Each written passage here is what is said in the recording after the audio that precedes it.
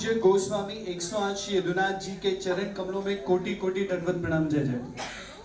ये सिंधी हॉल हम सभी यूथ के लिए बहुत ही अविस्मरणीय है, क्योंकि 6 जनवरी 2015 को श्री जय जय द्वारा हमने दुबई पुष्टि परिवार की स्थापना की थी यहाँ पे, और आज 4 वर्ष पूर्ण हुए हैं उसके।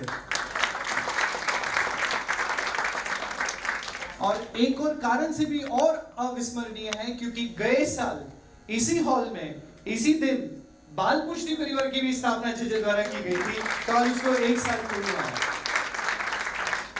तो हम जो है दुबई पुष्टि परिवार में और बाल पुष्टि परिवार में बेसिक्स ऑफ पुष्टि मार्ग, महाप्रभु जी, गुसाई जी, उनका चरित्र, षोडश ग्रंथ में कौन से ग्रंथ है, उन सब के मीनिंग्स और अध्ययन करते हैं सब साथ में मिलके। और हाल ही में हमने यमुनाष्टक किया हुआ है। अगला जो कार्यक्रम है, अगला जो सत्संग है, वो श्रीनाथ जी हवेली में 11 जनवरी को है, 11:30 से 12:30 के बीच में। तो प्लीज वैष्णव को अनुरोध है कि जरूर से पधारे। और बाल पुष्टि के लिए हम इन्हें श्रृंगार, कलरिंग, ड्राइंग, पजल्स, लास्ट में तो अभी इन्होंने मुकुट भी बहुत सुंदर भी बनाया था, तो उनके द्वारा भी हम सब ये एक्टिविटीज करते हैं। और इनका जो क्लास है वो है 18 जनवरी, तो प्लीज अपने अपने बच्चों को जरूर भेजना। हमने ये 4 साल, हम जब भी एनिवर्सरी होती है तो बहुत उत्साह पूर्वक उसको मनाते हैं। पहले हमने जल विहार किया, फिर हमने वन विहार किया, और कल रात को हमने रण विहार भी किया। जो भी आए थे,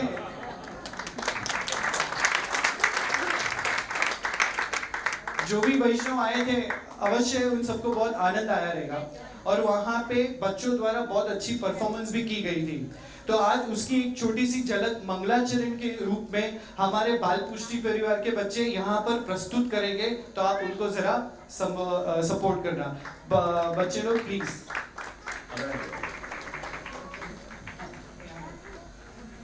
Face the audience on the side. Pictures.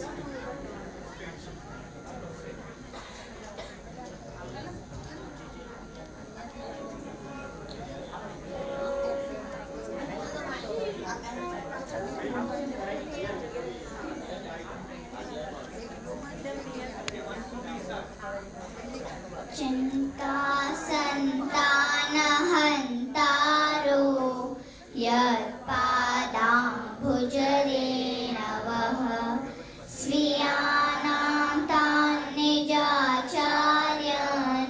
प्रणमामि मुहुर्मुहुः।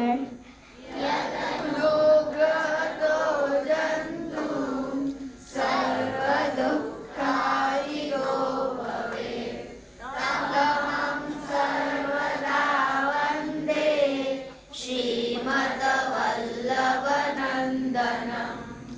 अज्ञातमीमांसस्य ज्ञानां शलाकया चक्षुरुन्मीलितं येन तस्मै श्रीगुरुवे नमः। नमामि हृदये शेषे लीलाक्षिरातिशायनं लक्ष्मीसहस्रलीलाभिः सेव्यमानं कलानिधिं। चतुर्भिश्च चतुर्भिश्चतिभिस्तथा षड्भिर्विराजते योऽसो पञ्चदारदये मम। पञ्चदारदये मम। पञ्चदारदये मम।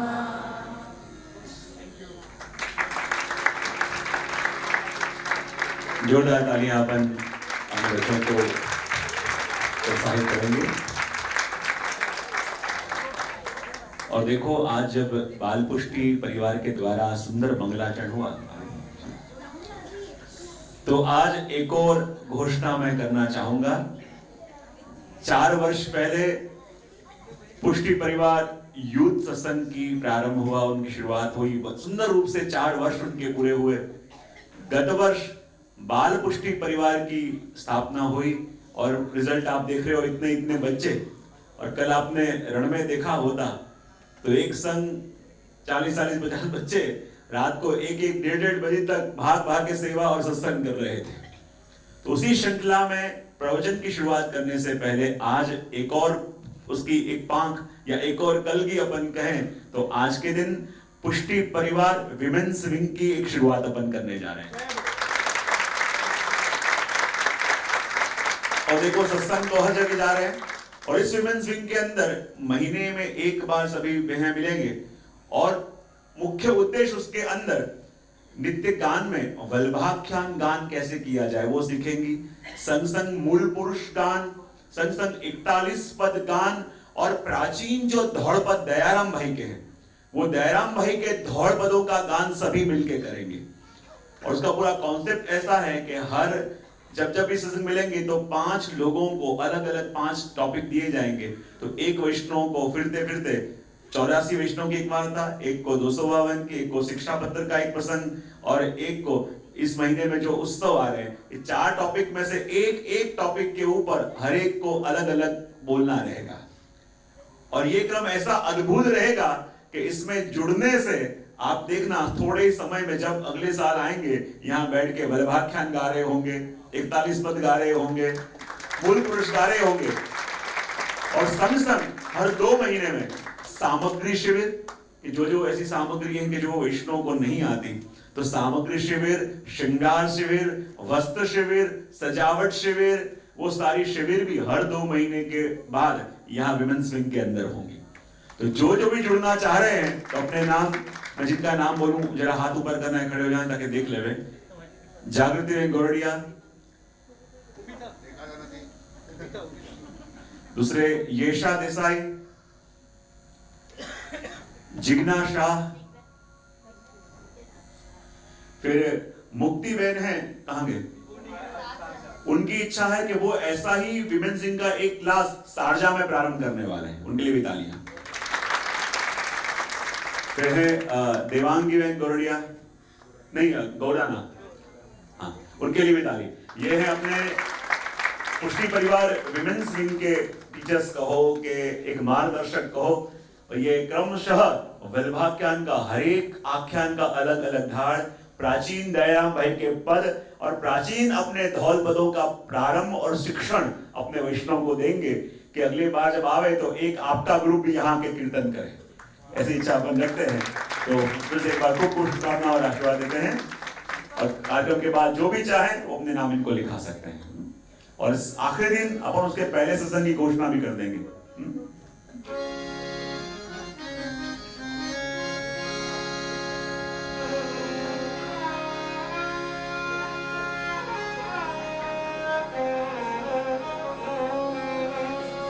नमो भगवते तस्मै कृष्णायाद्भुत कर्मणे रूप नाम विभेदेन जगत क्रीडति यो यतः।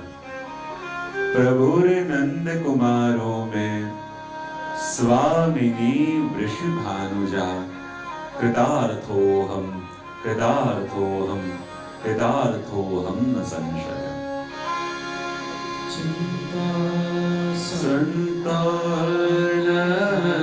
संतानंतारो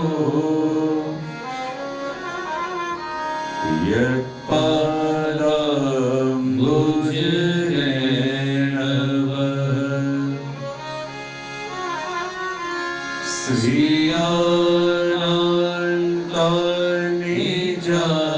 श्रियानन्तनिजाचार्या प्रणमामि मुहुर्मुहुः।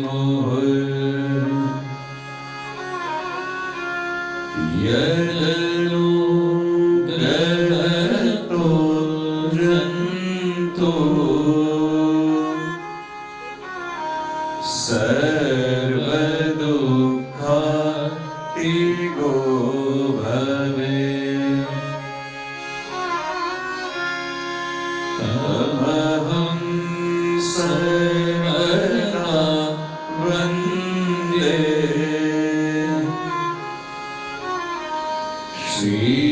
श्रीमद्वल्लभनन्दनम्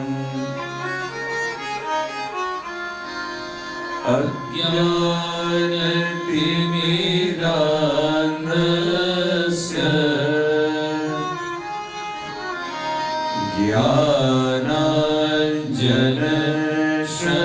ज्ञानाञ्जनशलाकया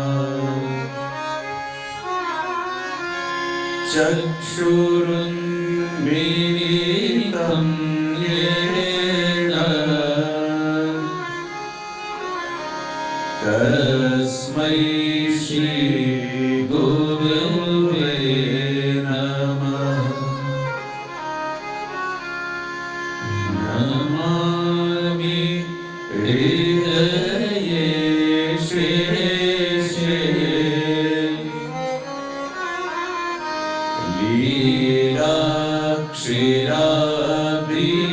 लीलाक्षीराभिषायनम्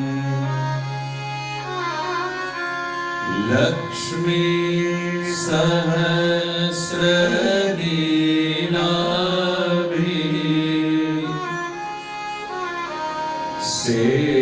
सेव्यमानं कलानिधिम्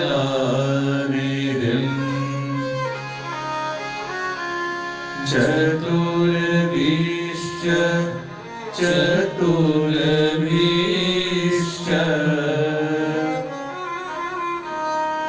चतुर्भिश्च त्रिभिस्तथा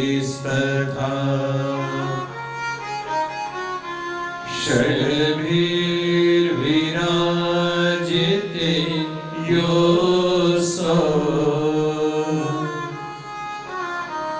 पञ्चधा हृदये मम।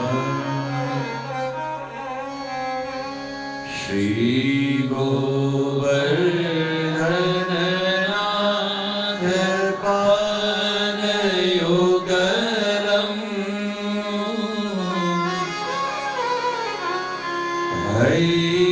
हय्यङ्गली न प्रियम्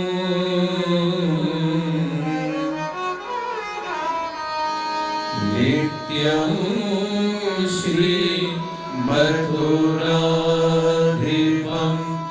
सुखकरम्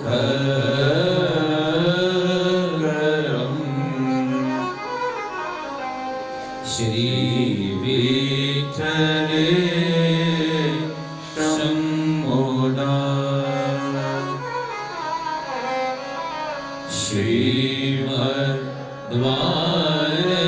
श्रीमद्वारवतीश गोकुलपति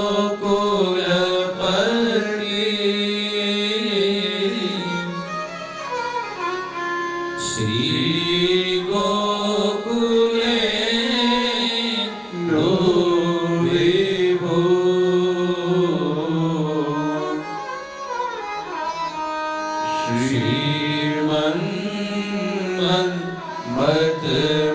श्रीमन्मत्तमोहनं नटवरम्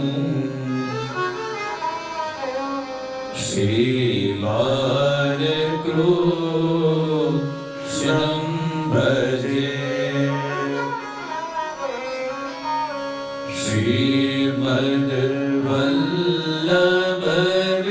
श्रीमद्वल्लभविठ्ठलं गिरिधरम्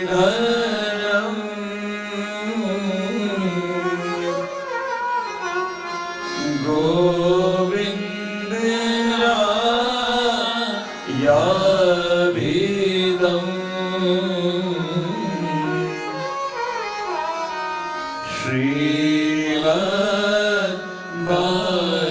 श्रीमद्बालकृष्ण गोकुलपति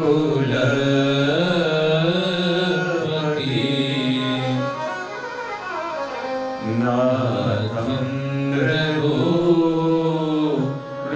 रघुनाथतथा एवं श्री यदुनायकं कीलघन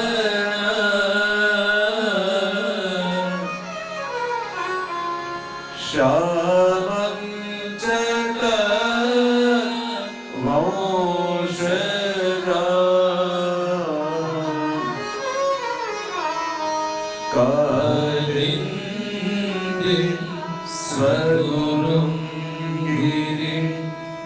बोलो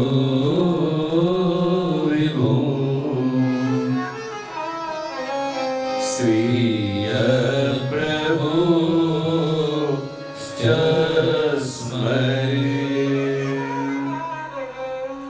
बोलिए श्री वल्लभाधीश की जय, श्री गोवर्धन नाथ की जय, श्याम सुंदर श्री यमुने महारानी जी की जय, श्री गोसाई जी परम दयाल की जय, श्री गोपाल लाल प्यारे की जय, श्री गोकुल नाथ की जय, श्री हरिराय महाप्रभु जी की जय, श्री यमुना जी की जय, श्री यमुना जी की जय, श्री यमुना जी की जय, श्री यमुना जी की जय, जय बोलो श्री यमुना जी की जय, जय बोलो श्री यमुना जी की जय, श्री यमुना जी की जय, श्री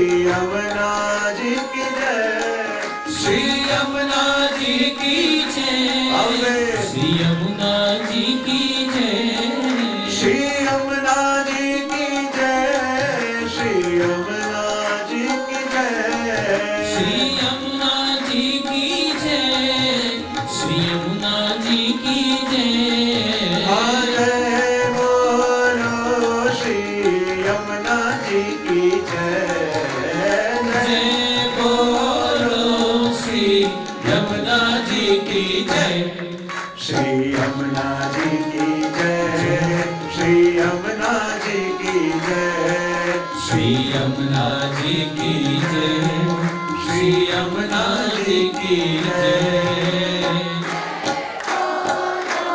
श्री यमुना जी की जय, बाबे श्री यमुना जी की जय, वल्लभ विठ्ठल गिरधारी श्री यमुना जी की बलिहारी, वल्लभ विठ्ठल गिरधारी श्री यमुना जी की बलिहारी, वल्लभ विठ्ठल गिरधारी श्री यमुना जी की बलिहारी, वल्लभ विठ्ठल गिरधारी श्री यमुना जी की बलिहारी, श्री यमुना जी की जय, श्री यमुना जी की जय, श्री यमुना जी की जय, श्री यमुना जी की जय, श्री यमुना जी की जय, श्री यमुना जी की जय, श्री यमुना जी की जय, श्री यमुना जी की बाबे जय, श्री यमुना जी की जय, बाबे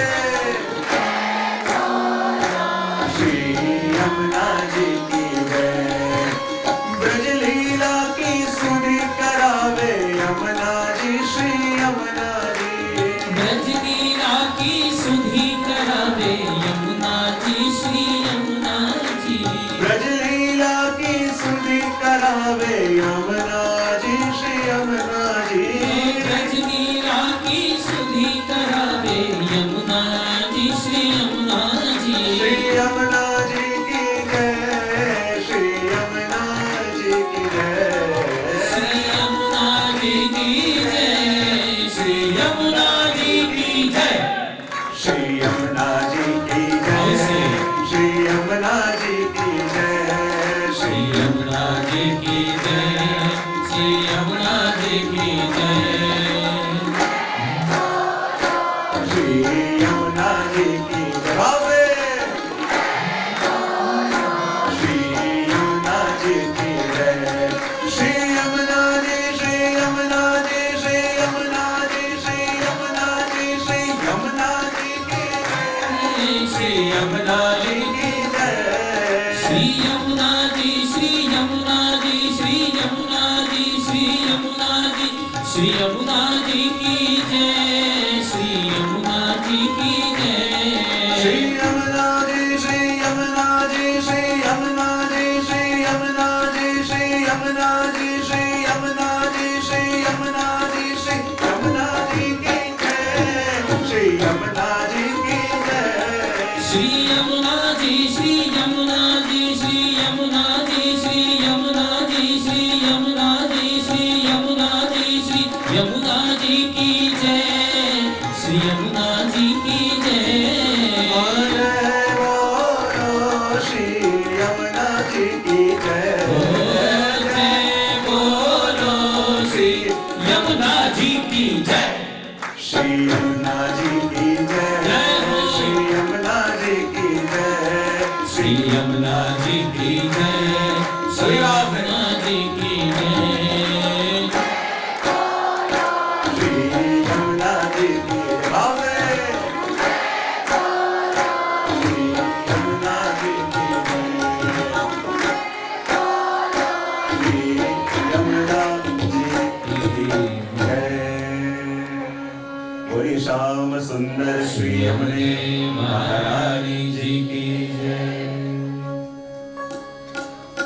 इस दिव्य श्री यमुना जी के 41 पदों के गुणगान का श्रवण करने आए वे सभी आत्मीजनों जिनके निमित्त से अपन ये गुणगान श्रवण कर रहे हैं, ऐसे परम भगवदीय भक्ति बहन, आरती बहन, सुनील भाई एवं समस्त गांधी परिवार जिनके मन में ये मनोरथ जागा और दुबई वासियों को श्री यमुना जी के पान बोले आप वज में नहीं जा सकते पर भक्तों के लिए यमुना जी तो यहाँ आ सकते हैं और यमुना जी पधारे और यमुना जी के पान यहाँ बैठे मानो सभी को हो रहे हैं। और देखो एक वस्तु बड़ी महत्व की यदि कहूं तो कहते हैं कि प्रभु अपन को मिले तो प्रभु कौन है? बोले पारस मणि। कौन है? और अपना देह कैसा है? बोले लोहे की तलवार जैसा। कैसा है? यदि पारस मणि का स्पर्श उस लोहे की तलवार को हो जावे तो लोहे की तलवार सोना बन जाती है, सोने की बन जाती है, लेकिन सोने की बनने पर भी दो वस्तु नहीं जाती, एक तो भार और दूसरी धार। लोहे की तलवार सोने की हो गई फिर भी दो वस्तु नहीं गई। कौन कौन सी? भार और जब जब भी काटने का मौका मिले पता चलता है कि नहीं अभी भी धार है।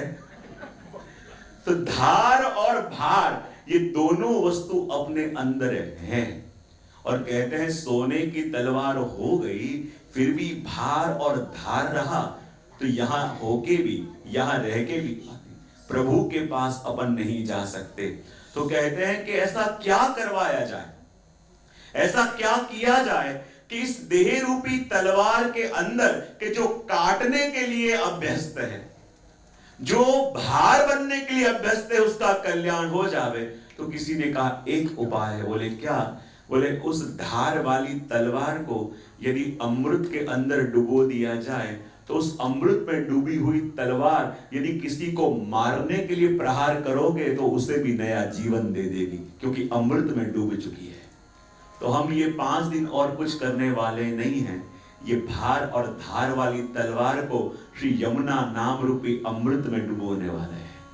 और जब अमृत में डूब जाएगी तो सहज रूप से उसके अंदर वही दिव्यता आ जाएगी कि जो दिव्यता का अनुभव हम करना चाहते हैं।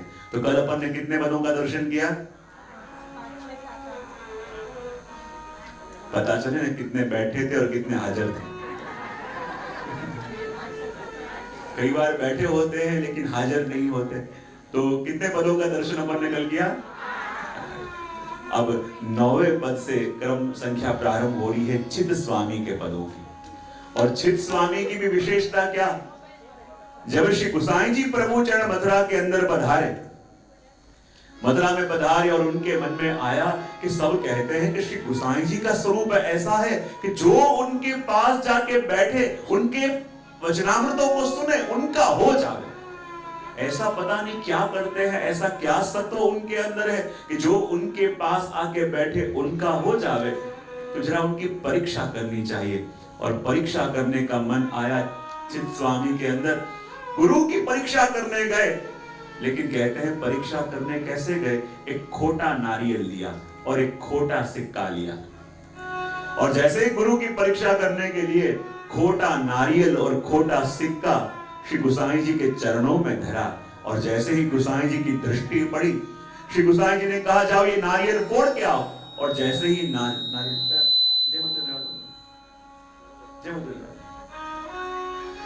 जैसे ही नारियल फोड़ा और कहते हैं अंदर से फल निकला, और वो खोटा सिक्का जब बाजार में भेजा तो वो भी चल गया। और चित स्वामी को लगा कि जिनकी परीक्षा करने आया वो तो स्वयं जगदीश है।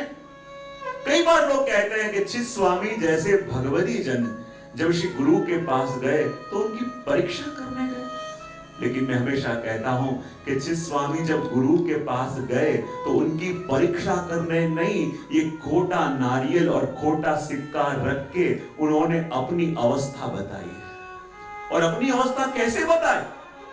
शास्त्रों में हमारे मस्तक को नारियल की श्रीफल की उपमा दी जाती है। और जब चित स्वामी गुरु के पास गए, जाके खोटा नारियल धरा और कहा कि जब तक गुरु की दृष्टि न पड़े ये बुद्धि खोटे नारियल की तरह है। और खोटा सिक्का रख के कहा कि जब तक गुरु कृपा न करे तब तक भक्ति के मार्ग में हमारी दशा उस खोटे सिक्के की तरह है, जहां जावे वहां से वापस आ जावे, कोई उसे अपनाने के लिए तैयार ना हो। लेकिन जब गुरु की दृष्टि पड़ी तो नारियल भी सफल हुआ और सिक्का भी चल गया। तो देखो अभी बात खोटा सिक्का भी चल गया और नारियल भी सफल हो गया। तो कह रहे हैं देखो जब जब भी गुरु के पास जावे तो गुरु के पास जाके गुरु का लाभ कब जीव को मिल पावे, गुरु के पास जाके भी गुरु का लाभ जीव कब ले पावे, कि जब गुरु के पास जाओ तो सबसे पहले अपनी अवस्था उसे बतानी चाहिए। क्या करना चाहिए? कई बार होता क्या है, जब गुरु के पास जाते हैं तो प्रकाशित होना नहीं चाहते, अपन उसको भी प्रभावित करना चाहते हैं। होते कुछ और हैं, बताने का प्रयत्न कुछ और करते हैं, अंदर से रो रहे हैं, हंसने का प्रयत्न करते हैं, अंदर से जानते नहीं, जानकार होने का प्रयत्न करते हैं। तो मानो प्रकाशित होना चाहिए, लेकिन प्रभावित करने में अपन पड़ गए तो वहां चूक जावे। तो कहते हैं गुरु के पास जावे तो कैसे जावे? सबसे पहले अपनी अवस्था को बतावे कि जीवन में मैं कहां खड़ा हूं। और अवस्था को बताना इसका मतलब क्या? मैं कई बार कहूं ना, जैसे कोई नया व्यक्ति यहाँ पे आपको मिलने आया हो अबू धाबी से कहीं से, और मिलने के लिए आया हो, उसके पास आपका एड्रेस नहीं है पर आपका फोन नंबर है। अब आधी रात को वो रास्ता भूल गया, आपको फोन करे कि भाई मेरे पास ना तो जीपीएस है ना एड्रेस है और मैं यहाँ रास्ता भूल गया हूँ, क्या तू मुझे लेने आ सकता है? वो कहेगा मैं लेने तो आ रहा हूं पर पहले ये बता तू खड़ा कहां पे है। और यदि आप ये बता ना पाओ कि खड़े कहां पे हो तो लेने आने वाला व्यक्ति क्या लेने की इच्छा है फिर भी आप तक पहुंच पाएगा? सबसे पहले ये बताना पड़ता है कि जीवन में हम खड़े कहां हैं, क्योंकि होते कहीं हैं बताते कहीं और हैं।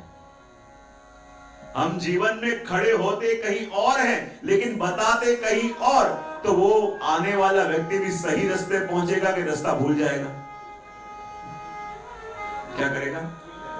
तो जीवन में जहां खड़े हैं वैसे ही प्रकट हो जाए तब उसकी कृपा का अनुभव होता है। और चित स्वामी ऐसे भगवती हुए कि जिन्होंने अपने आप को प्रकट कर दिया, अपने आप को खोल के रख दिया, और तब गुरु की कृपा हुई। और श्री गोसाई जी ने ऐसी कृपा करी, और जब जिसके ऊपर गुरु कृपा हो तो भक्ति मार्ग में चले नहीं, वो तो भक्ति मार्ग में भागे। इसलिए चित स्वामी ने भी प्रारंभ किया तो कहां से? धाय के जाए जो श्री यमुना तीरे। पद का श्रवण करें और फिर दर्शन करें।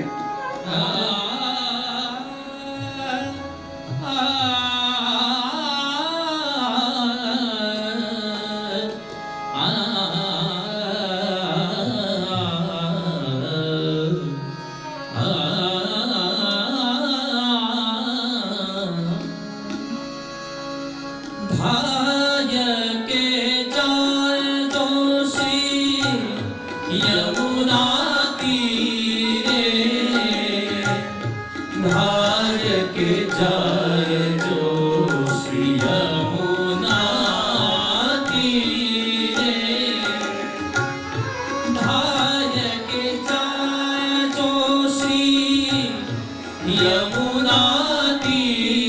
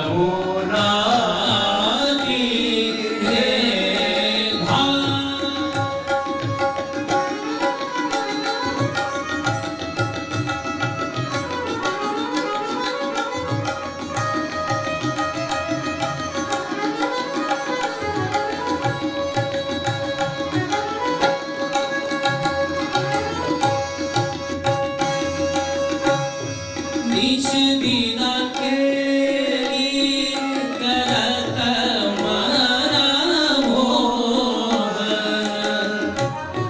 पिया संग भक्तन की है जो धीरे चित स्वामी गिरिधरना श्री विठ्ठल इन बिना नेक नहीं धरत धीरे भाय के जाए जो श्री यमुना तीरे भाय के जाए जो श्री यमुना तीरे भाय के जाए जो श्री यमुना तीरे भाय के जाए जो श्री भाय के जाए जो श्री भाय के जाए जो श्री यमुना तीरे भाग्य श्याम सुंदर श्री यमुने महारानी जी की जय श्याम सुंदर श्री यमुने महारानी जी की जय। 9वें पद के अंदर चित स्वामी श्री यमुना जी का वर्णन करते हुए कह रहे हैं कि धाय के जाए जो श्री यमुना तीरे ताकि महिमा अब कहां लग बरनिए जाए परसत अंग प्रेम नीरे। श्री स्वामी कहते हैं कि मेरे अंदर इतना सामर्थ्य नहीं है कि मैं श्री यमुना जी के गुणगान गा पाऊं। मैं तो वो हूं जो गुरु की भी परीक्षा करने चला गया। मैं तो वो हूं जिसने गुरु की भी परीक्षा करनी चाहिए। तो मेरी इतनी योग्यता नहीं है कि मैं श्री यमुना जी के गुणगान गा पाऊं। अरे मैं यमुना जी के गुणगान नहीं गा सकता, मैं तो उस जीव के गुणगान गाना चाहता हूं कि जो भागते भागते श्री यमुना जी के तट पे जा रहा हो। श्री यमुना जी के गुणगान गाने की पात्रता मेरे पास नहीं है, लेकिन ऐसा कोई जीव जो धाये के यमुना जी के पास जा रहा हो, ऐसी आतुरता हो जब जीव भाग के यमुना जी के तट पे जावे तो भाग के कब जावे, कहां से भाग के जावे और किससे भाग के जावे। बोले जहां जहां संसार में आसक्त हुआ था तो उन सबको छोड़ के प्रभु की ओर भाग के जा रहा है। धाय के जो जाए श्री यमुना तीरे, यानी यमुना जी के दर्शन की जिसके हृदय में ऐसी आतुरता हो, यमुना जी के दर्शन का ऐसा ताप जिसके मन में हो। और कहते हैं भगवती का लक्षण क्या कि जिसका हृदय प्रभु के वियोग में तप रहा हो, जिसके हृदय में प्रभु से मिलने का ताप हो। जब हमारे श्री गोकुलनाथ जी कहीं पधार रहे थे और रास्ता झाड़ी वाला था और गोकुलनाथ जी की बंडी वहां झाड़ी में फंस गई, और बंडी झाड़ी में फंस के जब फट गई तो खवा से कहा जरा दूसरी बंडी लेके आओ।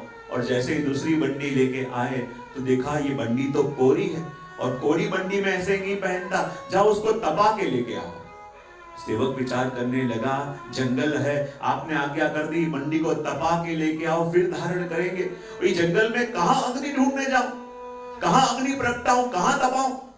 थोड़ी देर ऐसे ही खड़ा रहा, लेकिन गोकुलनाथ जी के कृपा पात्र वैष्णव आए, उनसे पूछा कि आपने आज्ञा करी है कि कोरी बंडी है तपा के लाओ फिर पहनूंगा, और आपसे प्रतीक्षा कर रहे हैं, लेकिन यहाँ अग्नि ढूंढने कहां जाऊं, कहां तपाऊं। और तब श्री गोकुलनाथ जी के सेवक ने कही कि जब गोकुलनाथ जी ने आज्ञा कही कि बंडी तपा के लाओ, तो अग्नि में तपी हुई बंडी हमारे गोकुलनाथ जी धारण नहीं करते, तपा के लाओ यानी किसी भगवती के हृदय को स्पर्श करा के लाओ। क्योंकि भगवती वो है कि जिसका हृदय प्रभु के वियोग में नित्य तप रहा है। भगवती वो है कि जिसका हृदय प्रभु के वियोग में व्याकुल है, जो प्रभु से मिलने के लिए ऐसे बेचैन है कि जैसे पानी से एक क्षण के लिए भी मछली को दूर कर दो और मछली जैसे तड़पती है, न जी सकती है, न मर सकती है, और ऐसी तड़प जिस जीव के हृदय में हो और भागते भागते श्री यमुना जी के सन्मुख जाए, जिसके नैनों में यमुना हो, जिसके मुख में यमुना हो, जो यमुना जी के स्पर्श के लिए ही व्याकुल हो, मैं तो उस जीव की बलिहारी जाना चाहता हूँ, मैं तो उस जीव के गुणगान गाना चाहता हूँ। श्री यमुना जी तक तो मेरी पहुंच नहीं, पर ऐसा कोई भगवती मिल जाए कि जो यमुना जी के सन्मुख जा रहा है, मैं तो उसके गुणगान गाना चाहता हूँ। इसलिए कह दिया कि धाय के जाए जो श्री यमुना तीरे, जो भागते भागते श्री यमुना जी के तट पे जा रहा है। क्योंकि ये मार्ग में जब प्रभु का वियोग एक बार भी अनुभव हो ना, और वियोग किसका होता है कि जिसके अपन हुए, चाहे प्रभु का वियोग, यमुना जी का वियोग, गिरिराज जी का वियोग, ब्रजभूमि का वियोग, जिसका भी वियोग जगत में हो, जिसका विरह हो, तब मानो उस स्वरूप के हाथों से ही अपना उद्धार है। जगत में अपन मिलते तो हरेक को हैं, पर ये मन, ये आत्मा उसी को याद करे कि जिसके हाथों अपना उद्धार लिखा है। उसने कह दिया कि धाय के जाए जो श्री यमुना तीरे, ताकि महिमा कहा लग बरनिए, जाए परसत अंग प्रेम नीरे। और वियोग क्या है? कहते हैं कि जब चैतन्य महाप्रभु के शिष्य जीव गोस्वामी ब्रज में आ रहे थे, तो उन्होंने कहा कि देखो ब्रज में जा रहे हो तो वहां महाप्रभु जी भी विराजते हैं, तो श्रीमद् वल्लभाचार्य जी से मिलने जाना और कुछ जरूर पूछना। तो जीव गोस्वामी आए महाप्रभु जी के पास, सभी वैष्णव बैठे हुए थे, और आपने एक प्रश्न किया कि आपके जितने भी वैष्णव हैं वो सारे दुबले पतले हैं, लेकिन आपके मार्ग का नाम तो पुष्टि मार्ग है, और पुष्टि मार्ग में तो जीव पुष्ट होना चाहिए, तो आपके सारे शिष्य ऐसे दुबले पतले क्यों हैं? महाप्रभु जी ने कही, मैंने तो बहुत समझाया इस मार्ग में न पढ़ो, मैंने तो बहुत समझाया इस मार्ग में न आओ, मेरी नहीं मानी, मार्ग में आ गए, उसका फल भुगत रहे। जीव गोस्वामी को बात समझ में नहीं आई, और वापस जब आए चैतन्य महाप्रभु के पास, चैतन्य महाप्रभु जी ने कहा कि अरे तुम ब्रज में गए? बोले हाँ। तो श्री महाप्रभु जी के पास गए थे? बोले हाँ गया था। कुछ पूछा? बोले हाँ पूछा, लेकिन जो उत्तर दिया मेरे समझ में नहीं आया। बोले तुमने क्या पूछा? बोले ये पूछा कि आपका मार्ग तो पुष्टि मार्ग है, जहाँ जीव पुष्ट होना चाहिए, लेकिन जितने सेवक आपके आसपास दिख रहे हैं बिल्कुल दुबले पतले हैं, तो मार्ग पुष्टि मार्ग, तो सेवक दुबले पतले क्यों हैं? अच्छा, श्री महाप्रभु जी ने क्या कहा? बोले महाप्रभु जी ने कहा मैंने तो बहुत समझाया इस मार्ग में न आओ, बहुत समझाया इस मार्ग में न आओ, और मेरी नहीं मानी, इस मार्ग में आ गए, उसका फल भुगत रहे। और ये उत्तर सुनते ही चैतन्य महाप्रभु मूर्छित होकर गिर पड़े। जीव गोस्वामी को लगा ऐसा मैंने क्या कह दिया कि मेरे गुरु मूर्छित हो गए। फिर से जीव गोस्वामी ने उठाया, चैतन्य महाप्रभु जागे और कहने लगे श्री महाप्रभु जी ने क्या कहा? और इतना ही कहा कि इस मार्ग में ना आओ, मैंने तो बहुत डांटा उनको, बहुत समझाया मार्ग में मत आओ, लेकिन मेरी नहीं मानी, इस मार्ग में आ गए, उसका फल भुगत रहे। और चैतन्य महाप्रभु फिर से मूर्छित होके गए, तीन बार मूर्छित हो गए। और जब अब मूर्छित होने गए, जीव गोस्वामी ने कहा ऐसा तो क्या कह दिया श्री महाप्रभु जी ने कि आप मूर्छित हो गए? तब चैतन्य महाप्रभु ने कहा कि वल्लभ से जब पूछा कि ये मार्ग पुष्टि मार्ग पर जीव दुबले पतले क्यों हैं, तो महाप्रभु जी ने कहा मैंने बहुत समझाया इस मार्ग में मत आओ, अभी भी समय है, लौट जाओ, अभी भी समय है, ध्यान रखो, चेत जाओ। बोले क्यों? ये मार्ग तो प्रभु के वियोग में तपने का मार्ग है, ये मार्ग तो प्रभु के वियोग में व्याकुल होके होने का मार्ग है, ये मार्ग तो प्रभु के वियोग में पल पल प्रभु को याद करने का मार्ग है। तो इस मार्ग में आ गए, पल पल वियोग में तपना पड़ेगा, पल पल वियोग में आंसू बहाने पड़ेंगे, पल पल प्रभु के वियोग में व्याकुल होना पड़ेगा, अभी भी सावधान हो जाओ। मैंने लाख समझाया, नहीं माने, इस मार्ग में आ गए तो प्रभु के वियोग में तप रहे हैं, इसलिए ऐसी दशा इनकी हो गई है। कह दिया थाए के जाए जो श्री यमुना तीरे, जो भागते भागते श्री यमुना जी के तट पे जावे, मैं तो उस भगवती के वर्णन करना चाहता हूँ, उस भगवती का गुणगान गाना चाहता हूँ कि जिसके चरण इस रज की रज में है, जो यमुना जी की ओर भागता हुआ जा रहा है, यानी जिसकी गति यमुना जी है, जिसका फल यमुना जी है, जो यमुना जी को पाने जा रहा है, ऐसे भागते हुए जीव का मैं तो गुणगान गाना चाहता हूँ। जब भाग रहा है तो उसके नैनों में यमुना जी, उसके मुख में यमुना जी, और ऐसे जीव का गुणगान मैं गाना चाहता हूँ कि धाय के जाए जो श्री यमुना तीरे। और धाय के जाए यानी क्या? जिसके वियोग में प्रभु के सुख का इतना विचार और भागते भागते जाए। और ताकि महिमा अब कहां लग बरनिए, जाए परसत अंग प्रेम नीरे। जो जीव यमुना जी की तरफ भागते हुए जा रहा है उसके गुणगान तो मैं गा सकूं, लेकिन जिसने यमुना जी के पास जाके इस देह से यमुना जी के जल का स्पर्श कर लिया, उसके गुणगान गाने का सामर्थ्य तो मेरे पास भी नहीं है। जिस स्वामी कहते हैं ये मलिन देह और प्रभु के प्रेम का बहता प्रवाह यानी श्री यमुना जी। प्रभु की कृपा के बारे में तो हमने बहुत सुना, प्रभु के प्रेम के बारे में हमने बहुत सुना, लेकिन किसी और ने उस प्रभु के प्रेम को बहता देखा नहीं। कहा कि प्रभु का भक्तों के लिए प्रेम कैसा? तो एक शब्दों में कहूं, मेरे श्री यमुना जी जैसा। प्रभु का भक्तों के प्रति प्रेम यानी श्री यमुना जी। और हमारे प्रभु जब किसी को प्रेम करना चाहें तो मानो उसे श्री यमुना जी का हाथ पकड़ा दे। जब किसी जीव के ऊपर हमारे प्रभु को इतनी करुणा जागे, इतनी करुणा जागे, तो श्री यमुना जी के संग उस जीव को जोड़ देवे। इसने कह दिया ताकि महिमा अब कहां लग बरनिए, जाए परसत अंग प्रेम नीरे। जिसने इस देह से श्री यमुना जी के जल का स्पर्श कर लिया, उसकी महिमा का गान करने का सामर्थ्य तो मेरे पास भी नहीं है। कहां ये मलिन देह और कहां श्री यमुना जी। और परसत प्रेम नीरे, स्पर्श किसको कहते हैं? कि जब स्पर्श भी करें और सुख अपन को नहीं उनको मिले। कृष्ण भट्ट का प्रसंग आता है ना कि जब श्री गोसाई जी ने कृष्ण भट्ट को श्रीनाथ जी की सेवा सौंपी और कहा दे कि ये वो स्वरूप है कि जिसके दर्शन के लिए बड़े बड़े देवता तरसें, उनके दर्शन न मिले, और ये उनकी सेवा मैं तुम्हें सौंप रहा हूं। और कृष्ण भट्ट रोज श्रीनाथ जी के श्रृंगार करते, श्रीनाथ जी की सेवा करते और रोज उन प्रभु की सेवा करते। लेकिन एक दिन जब श्री गोसाई जी ने श्रीनाथ जी के श्रृंगार करते करते पूछा, कृपानाथ ये कृष्ण भट्ट आपकी सेवा तो ठीक से करता है? और तब श्रीनाथ जी ने कही कि हाँ काका जी, ये कृष्ण भट्ट मेरी सेवा तो सुंदर करता है, लेकिन फिर भी मुझे आपके पास उनकी एक फरियाद करनी है। श्री गोसाई जी ने कहा एक तरफ से आप कह रहे हो कि सेवा सुंदर करता है और दूसरी तरफ से कह रहे हो कि फरियाद करनी है। बोले क्या फरियाद करनी है?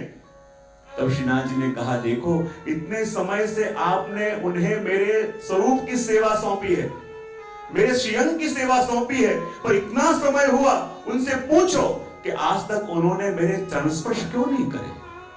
श्रीनाथ जी को वियोग हो रहा है, उन्होंने चरण स्पर्श क्यों नहीं करे।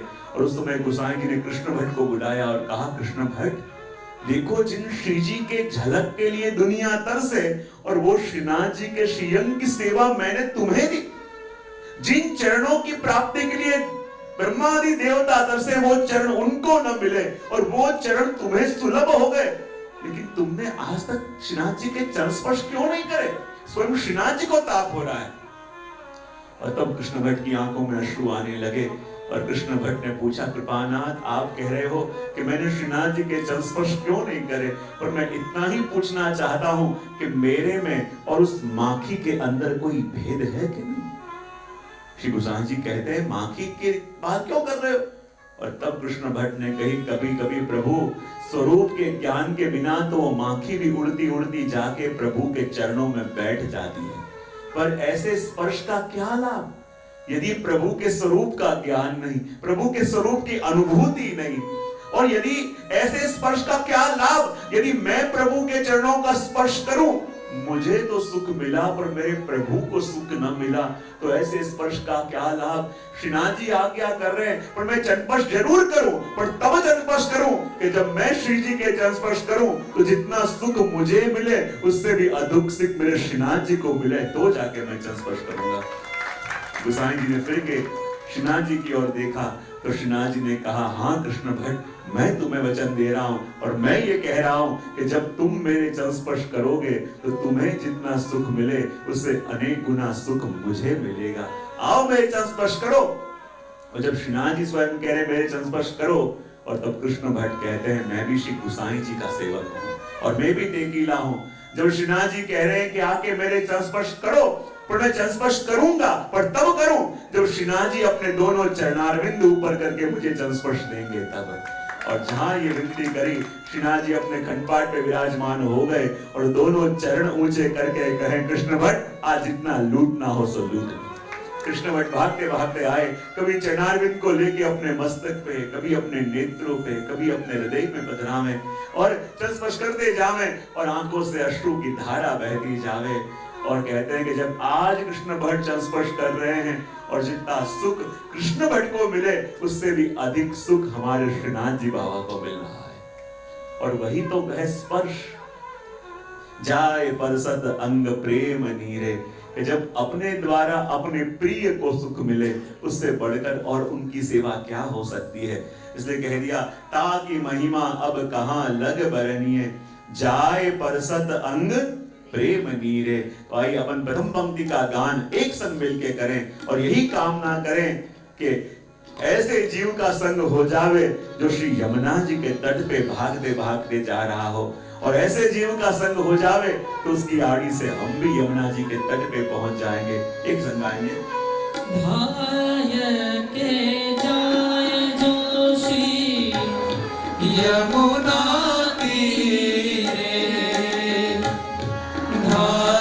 के जाए जो श्री यमुना तीरे, धाय जो श्री यमुना तीरे, धाय के जाए जो श्री यमुना तीरे, ताकि महिमा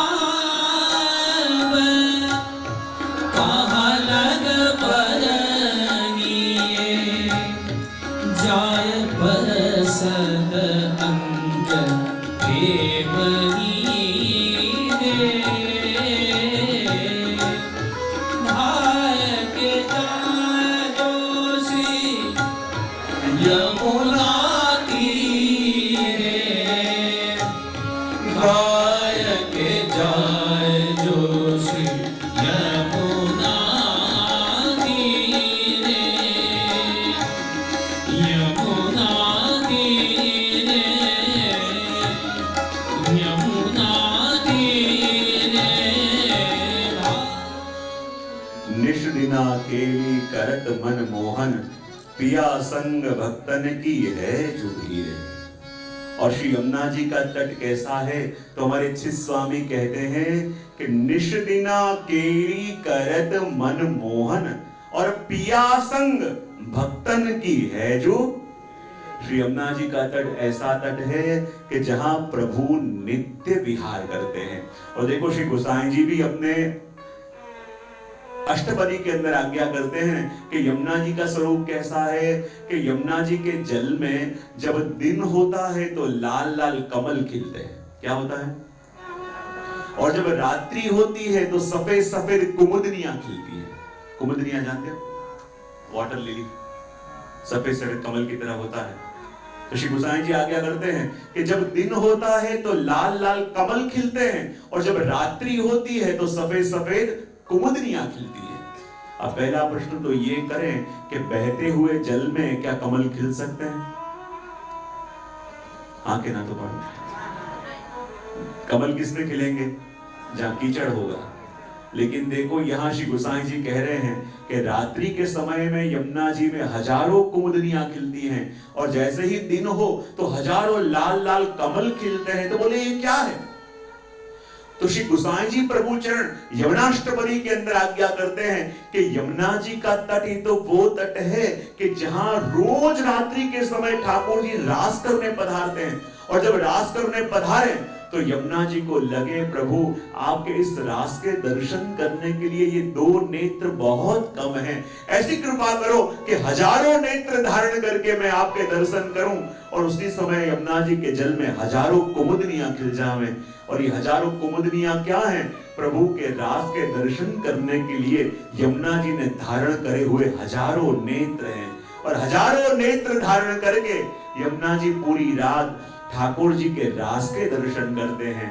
तो कहें जब दिन होता है तो लाल लाल कमल क्यों खिलते हैं, वो क्या है?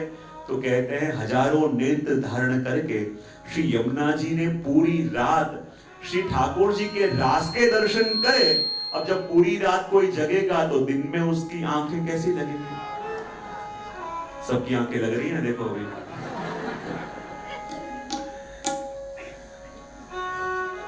रात्रि जागरण के कारण नेत्र अरुण हो जाते हैं, तो वैसे ही पूरी रात यमुना जी ने प्रभु के रास के दर्शन करे और वही नेत्र अरुण कमल के रूप में सुबह खिलते हैं। इसे कह दिया कि निश दिना केली करत मन मोहन, पिया संग भक्तन की है जुबीरे।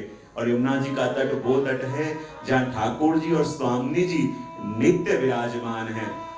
उसने अपने वहां प्रसंग आता है भगवती वार्ता में माधवदास जी का, कि जी जो माधवदास जी का नित्य क्रम था कि जब भी समय आता तो कीनखाब के वस्त्रों को सिद्ध करके माधवदास जी श्री गोसाई जी के वहां पधराते, और माधवदास के वहां से आए हुए ही ये कीनखाब के वस्त्र ठाकुर जी और स्वामी जी धारण करते।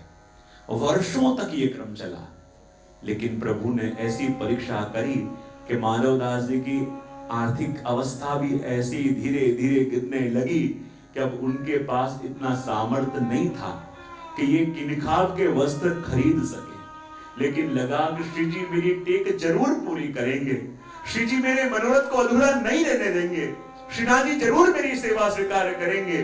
भूखे रहते प्यासे रहते एक एक पैसा जोड़ जोड़ के जब 1 वर्ष हुआ तो इतनी राशि इकट्ठी हो गई कि जिनसे कीनखाब के वस्त्र लेके आ सके। और मन में इतना आनंद हुआ कि देखो श्री जी ने मेरी लाज रख ली। मुझे लगा वर्षों से चल रहा ये क्रम इस वर्ष टूट जाएगा, क्योंकि प्रभु ने ऐसी परीक्षा करी है, ऐसी परीक्षा करी है कि ये सेवा मुझसे हो सके ऐसा सामर्थ्य ही नहीं रहा मेरे पास। लेकिन फिर भी श्री जी ने मेरी लाज रख ली। प्रसन्न होके किनखाब के वस्त्र के ताका खरीदा और भागते भागते गोकुल में आए। और जैसे श्री गोसाई जी के सन्मुख की वस्त्र रखा, कृपानाथ आपके सेवक की लाज आपने रख ली। इस बार भी ये नियम प्रभु अखंड रहा। और जैसे ही वस्त्र का ताका बदलाया, श्री गोसाई जी ने सेवक से आज्ञा करी कि जाओ ये वस्त्र ले जाओ, ये ताका ले जाओ और यमुना जी में बदला दो। और जैसे ही उनकी आंखों के सामने वो सेवक वो वस्त्र का ताका ले गया और यमुना जी में पधरा दिया। और माधवदास जी को ऐसी पीड़ा हुई कि इस वर्ष प्रभु ने मेरी टहल क्यों स्वीकार न करी। जरूर मेरे भाव में कोई कमी रह गई होगी, जरूर मेरी सेवा में कोई क्षति आ गई होगी, जरूर मेरे भाव के अंदर ही कोई दोष आ गया होता। उसके बिना श्री गोसाई जी ऐसे न करें कि मेरे उस ताके को ले जाके यमुना जी में पधरा दिया। प्रभु ने इस वर्ष मेरी सेवा स्वीकार न करी। इतना ताप हुआ, चुपचाप जाके कोने में बैठ गए हैं, आंखों से दर आंसू बह रहे हैं। जब राजभोग सर गए, श्री गोसाई जी ने कहा सभी वैष्णव ने प्रसाद ले लिया? बोले हाँ कृपानाथ। बोले माधवदास ने लिया? बोले नहीं कृपानाथ, वो तो अकेले कोने में बैठे बैठे सुबह से रो रहे हैं, न कुछ खाया है न पिया है, बस फूट फूट के रो रहे हैं। उनसे कुछ पूछे तो उत्तर भी नहीं दे रहे, लेकिन लग रहा है बहुत पीड़ा है। श्री गोसाई जी कुछ न बोले। शाम हुई, शयन के बाद गोसाई जी ने पूछा कि माधवदास ने कुछ प्रसाद लिया? बोले नहीं कृपानाथ, वो तो सुबह से बैठे बैठे रो रहे हैं। श्री गोसाई जी कुछ न बोले। और जब मध्य रात्रि हुई और तब आपने एक सेवक को भेजा और कहा कि जाओ माधवदास जी को बुला के लाओ। और जैसे ही सेवक आया, माधवदास जी तो आंखें बंद करके रो रहे थे कि प्रभु ऐसा कौन सा अपराध मेरा हुआ कि इस वर्ष मेरी सेवा प्रभु ने स्वीकार न करी, मेरा भाव प्रभु के लायक न रहा, ऐसा कौन सा अपराध मुझसे हो गया। और जैसे ही शिष्य ने आके कहा देखो माधवदास जी आपको श्री गोसाई जी याद कर रहे हैं, विचार करने लगे मेरे आंखों के आंसू देखेंगे तो मुझसे कुछ पूछेंगे तो मैं क्या बताऊं। अपने आंसुओं को पहुंचते पहुंचते भागते गए, हाँ कृपानाथ आज्ञा करो। श्री गोसाई जी ने आंखों से इशारा किया मेरे पीछे पीछे आओ। और जब श्री गोसाई जी चलते हुए यमुना जी के तट पे जा रहे थे, एक हाथ में फूल की माला जी का डबरा और एक हाथ में दूधघर की सामग्री थी।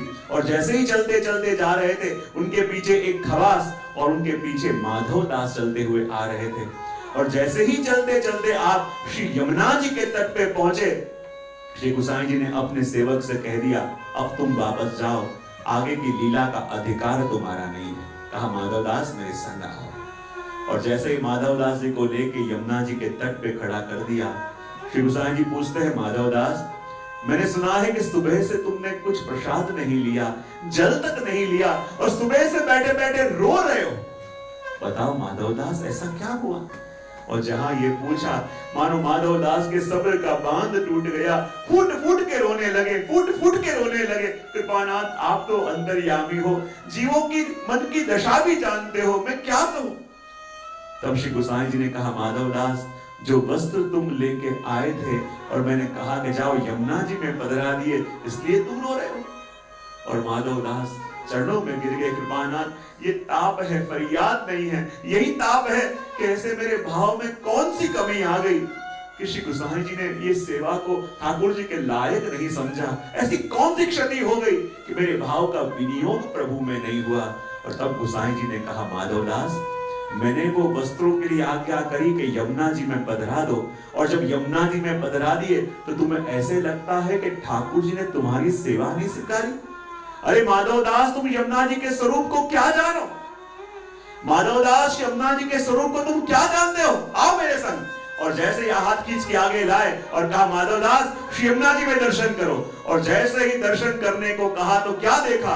जल के अंदर एक भव्य स्वर्ण का महल देखा, और उसके अंदर रहे रत्न जड़ित सिंहासन में ठाकुर जी और स्वामी जी वही माधव दास के वस्त्र को धारण करके विराज रहे। और जब ये दर्शन करे तब माधव दास की आंखों से दड़ दड़ आंसू बहने लगे। श्री यमुना जी को साक्षात दंडवत प्रणाम किया, क्षमा मांगी कि हे महारानी मां क्षमा करो, मैं आपके स्वरूप को जान नहीं सका। जब वस्त्र आप में पधराए और मुझे लगा कि ठाकुर जी ने स्वीकार न किया, अरे आपका तो वो स्वरूप है कि जिसके स्वरूप में ठाकुर जी और स्वामी जी नित्य विराजते हैं। इसलिए कह दिया कि पिया संग भक्तन की है जो भीरे, छिद स्वामी गिरिधर श्री विठ्ठल, इन बिना नेक नहीं धरत धीरे।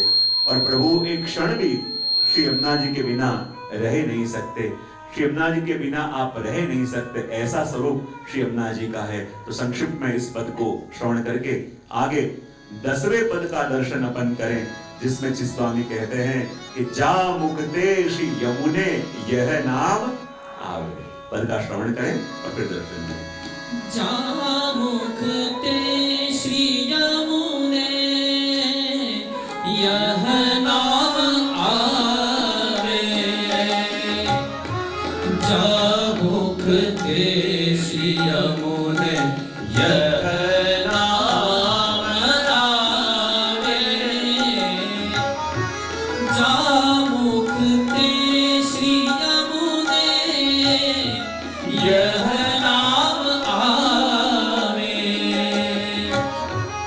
जा मुक्ते श्री यमुने यह नाम आवे।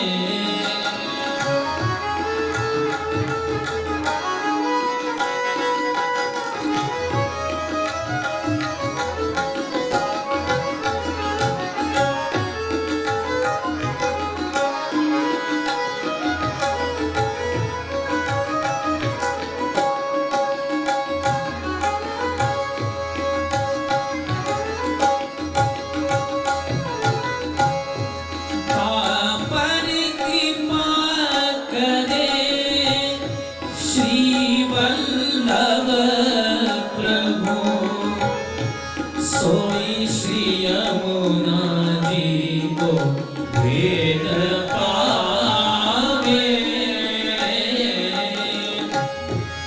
जा मुक्ते श्री यमुने यह नाम आवे, जा मुक्ते श्री यमुने यह नाम आवे।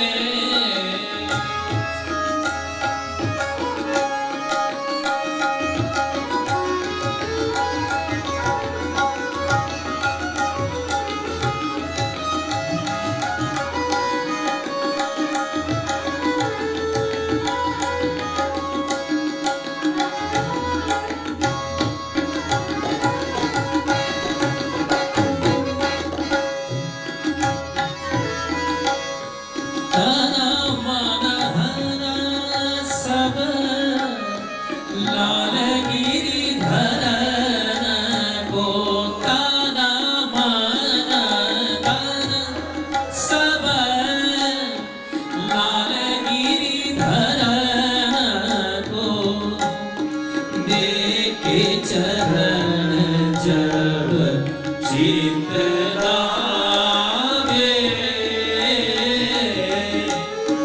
चित स्वामी गिरी धर श्री विठ्ठल नैनन प्रगट लीला दिखावे जामुख ते श्री यमुने यह नाम आवे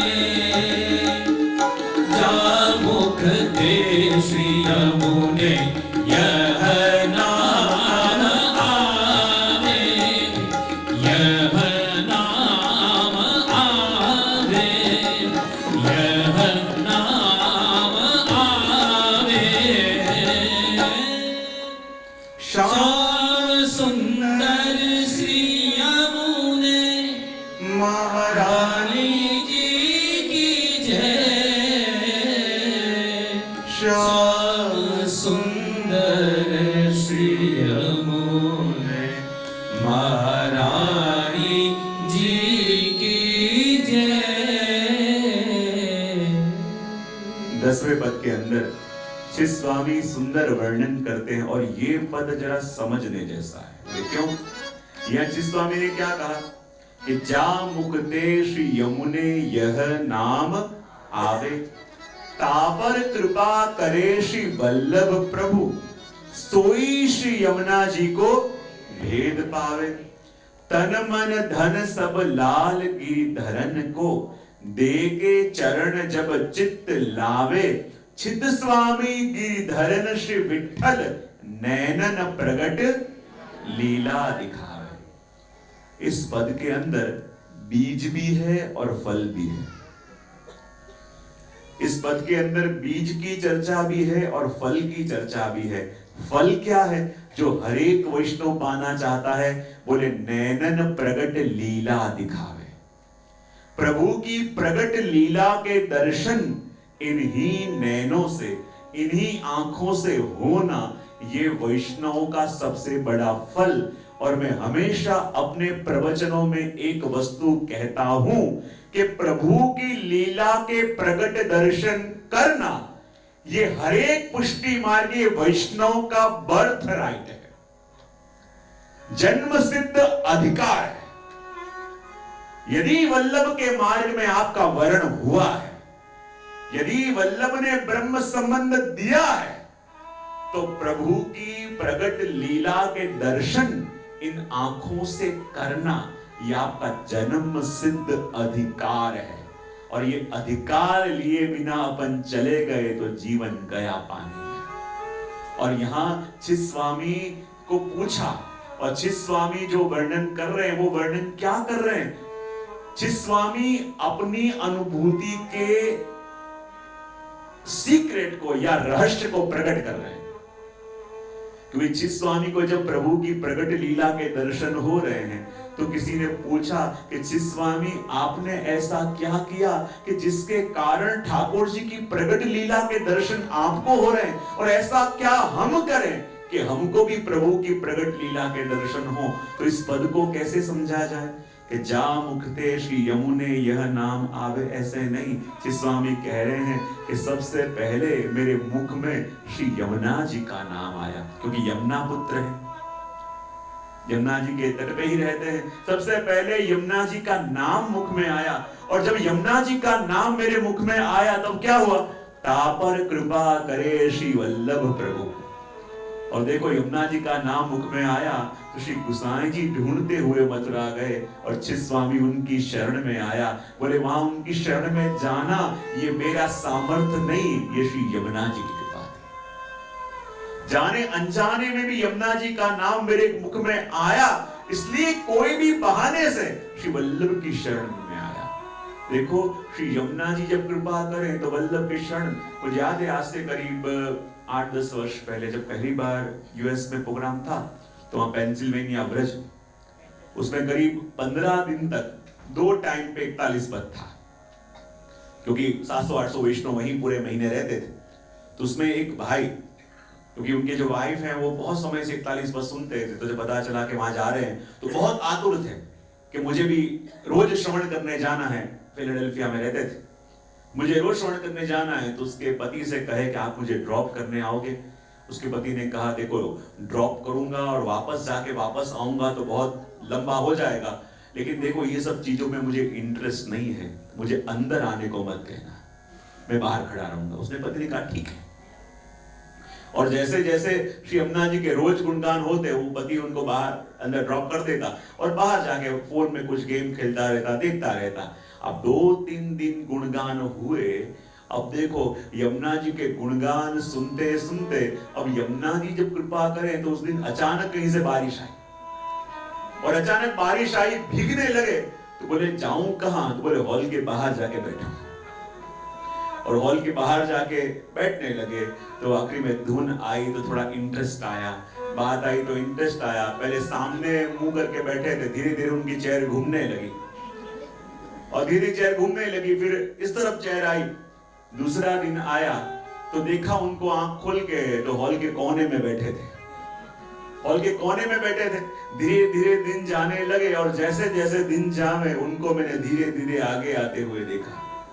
और जब आखिरी दिन आया तो मुझे मुकाम पे मिलने के लिए आए और नीचे बैठ के इतने फूट फूट के रोए, इतने फूट फूट के रोए कि इतने बरसों तक मैं मेरे यमुना जी से दूर कैसे रहा, इतने दिन तक मैं अपने यमुना जी से क्यों दूर रहा, क्यों यमुना जी ने मुझे न स्वीकार किया। लेकिन जब जब भी यमुना जी कृपा करें, जीव को सन्मुख करें, तब उन्होंने ब्रह्म संबंध भी लिया। वैसे श्री यमुना जी जब कृपा करें तो क्या हो कि जहां मुख पे श्री यमुने यह नाम आवे, तापर कृपा करे श्री वल्लभ प्रभु, सोई श्री यमुना जी को भेद पावे। जब यमुना जी कृपा करें तब वल्लभ की शरण में जावे, और जब वल्लभ कृपा करे ना तो यमुना जी के रहस्य को जीव जान पावे। क्योंकि दृष्टि अपने पास है, आंखें अपने पास हैं, लेकिन जब दृष्टि वल्लभ कृपा करके देवे तब यमुना जी जैसे हैं वैसे उनको जान पावे। इसलिए कह दिया कि तापर कृपा करे श्री वल्लभ प्रभु, सोई श्री यमुना जी को भेद पावे। और तन मन धन सब लाल गिरिधरण को, देके चरण जब चित्त लावे। यानी वल्लभ ने कृपा करी, जीव का ब्रह्म संबंध हुआ और अपना सब कुछ अर्पण करके जब प्रभु के चरणों में चित्त लाए, और तब चित्त स्वामी कहते हैं कि चित्त स्वामी गिरिधरण श्री विठ्ठल, नैनन प्रगट लीला दिखाए। यानी प्रभु की प्रगट लीला के दर्शन इन नैनों से कब हुआ? जब श्री वल्लभ और यमुना जी की कृपा हुई। और मैंने पहले ही कहा कि जब प्रभु की लीला 24 घंटे अखंड चल रही है, लेकिन उस लीला का अधिकार अपना है, पर अपने अधिकार को अपन भूल गए हैं, इसलिए यहां वहां भटक रहे हैं। लेकिन देखो इस पद के अंदर कहा कि प्रकट लीला दिखावे, क्या उसका अनुभव करना है थोड़ा बहुत?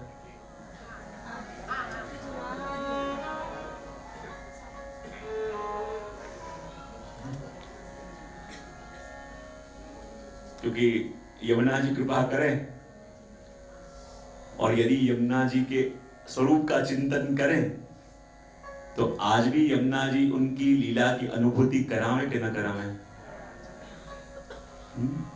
देखो 10-15 मिनट के लिए कुछ क्रम कराऊंगा, उस समय कोई भी प्रकार की बातें यहां होनी नहीं चाहिए। हर एक अपने फोन साइलेंट कर दो। यदि चालू के अंदर कोई भी बालक आवाज करे तो उनके माँ के पिता जो भी हों समझ के अपने बालक को समय बाहर ले जाएं, ताकि यहां बैठे हुए कोई डिस्टर्ब ना हो, बराबर? क्योंकि स्मरण का प्रकार है, सबकी आंखें बंद होंगी तो उस समय किसी भी प्रकार का व्यवधान अपन न करें।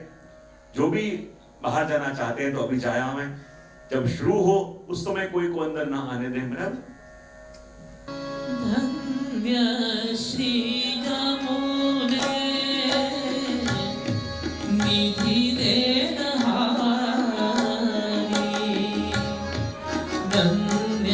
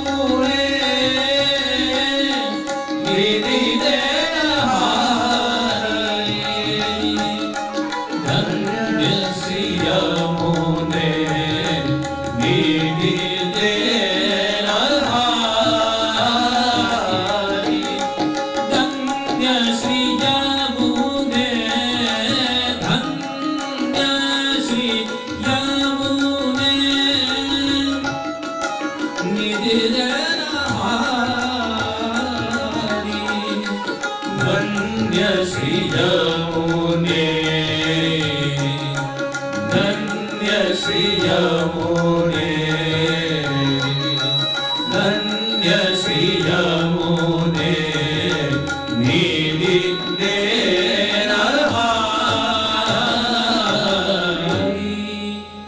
श्याम सुंदर श्री यमुने महारानी जी की जय।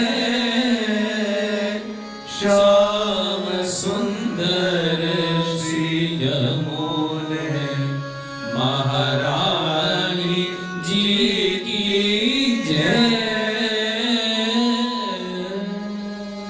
11वें पद के अंदर चित स्वामी श्री यमुना जी के स्वरूप का वर्णन करते हुए कह रहे हैं कि यमुना जी कैसे हैं, तो कहे धन्य श्री यमुने निधि देनहारी। जिसके वर्णन के लिए, जिसके गुणगान के लिए जब कोई शब्द न मिले तो ये जीवा कहने लगती है धन्य धन्य धन्य, क्योंकि जिसके नाम को लेके लगे जीवा धन्य हुई, जिनके दर्शन करके लगे ये नेत्र धन्य हुए, जिनके सामीप्य में रह के लगे कि ये जीवन धन्य हुआ।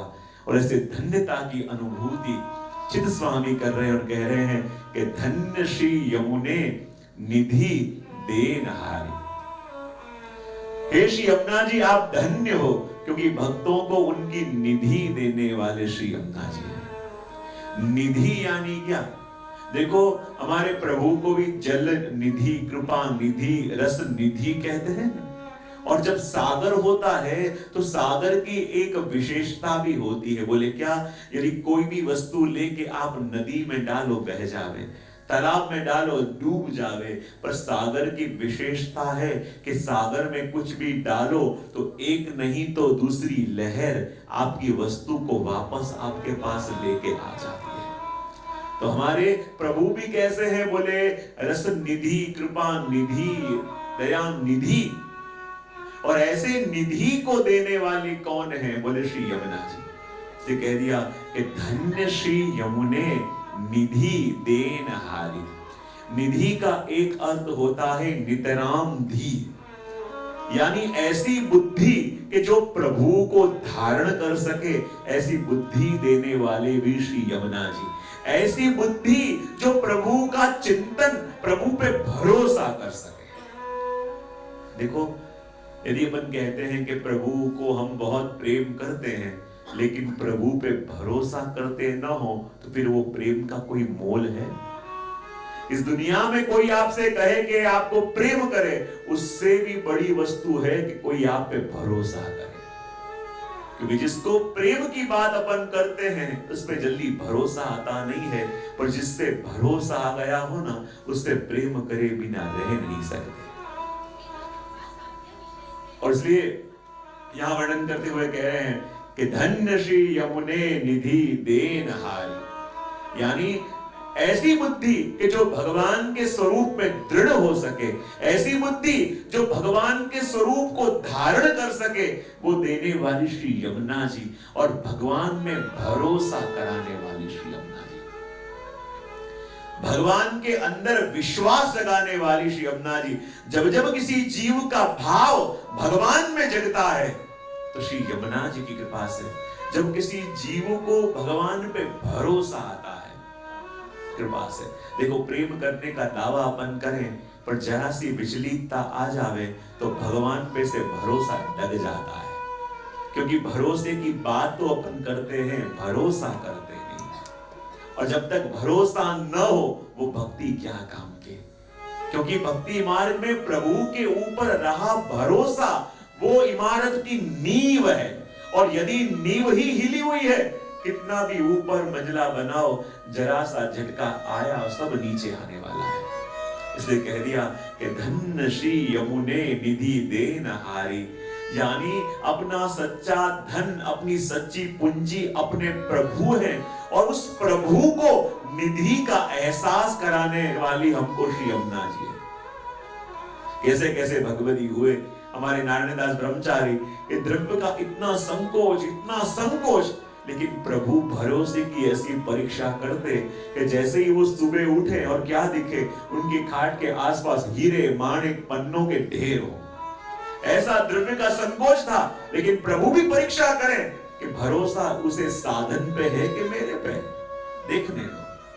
और जैसे ही आंख खुले, हीरे माणिक पन्ने के ढेर हो, और जैसे ही दृष्टि पड़े, नारायण दास जी अपनी भतीजी से कहे, देख भतीजी, यहाँ पे बिगाड़ पड़ा है, जरा झाड़ू लगा देना और बराबर साफ कर देना।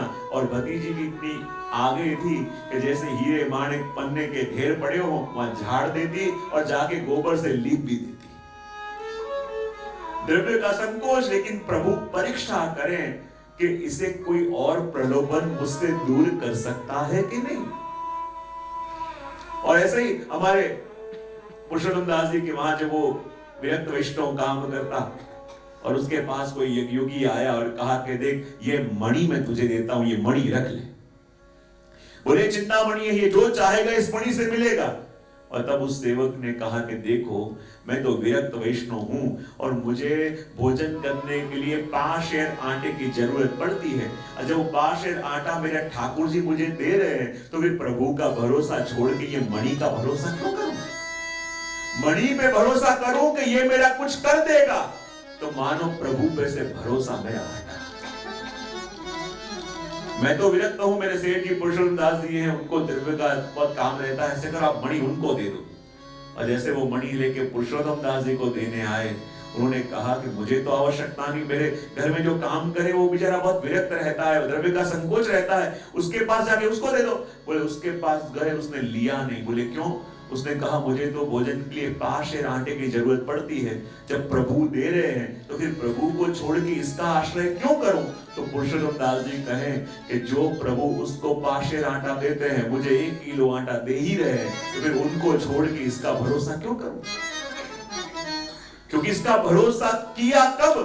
जब मन में भरोसा जागा कि ये मेरा कुछ कर देगा, ये मेरा भाग्य बदल देगा, ये मेरा काम कर देगा। और ऐसे भरोसे जब जब जगत पे आते हैं ना, तब तब जगत हमको छलता है और डुबोता है।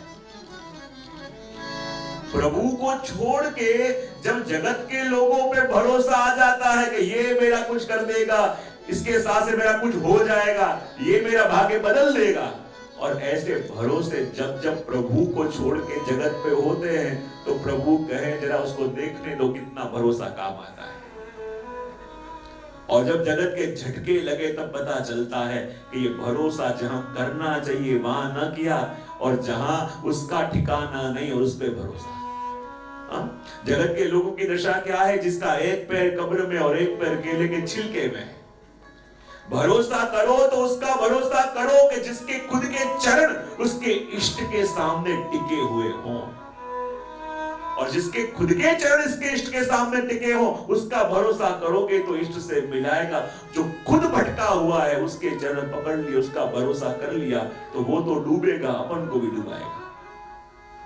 इसे कह दिया धन्य श्री यमुने निधि देन हारे, के प्रभु के रूप में निधि का एहसास हमको कराने वाली श्री यमुना जी, प्रभु के ऊपर भरोसा हो ऐसी बुद्धि भी देने वाली श्री यमुना जी। करत गुणगान अज्ञान अघ दूर करत। बोले जैसे जैसे श्री यमुना जी के गुणगान करें तो यमुना जी क्या करती है? सबसे पहले अज्ञान रूपी अघ को दूर करती है। देखो, अज्ञान को भी अघ कहा, अघ यानी पाप। और पाप किसको कहते हैं? बोले अपने स्वरूप का अज्ञान। क्योंकि जब तक ये नहीं जानते कि हम कौन हैं, ये प्रश्न मन में नहीं जागेगा कि हम किसके हैं।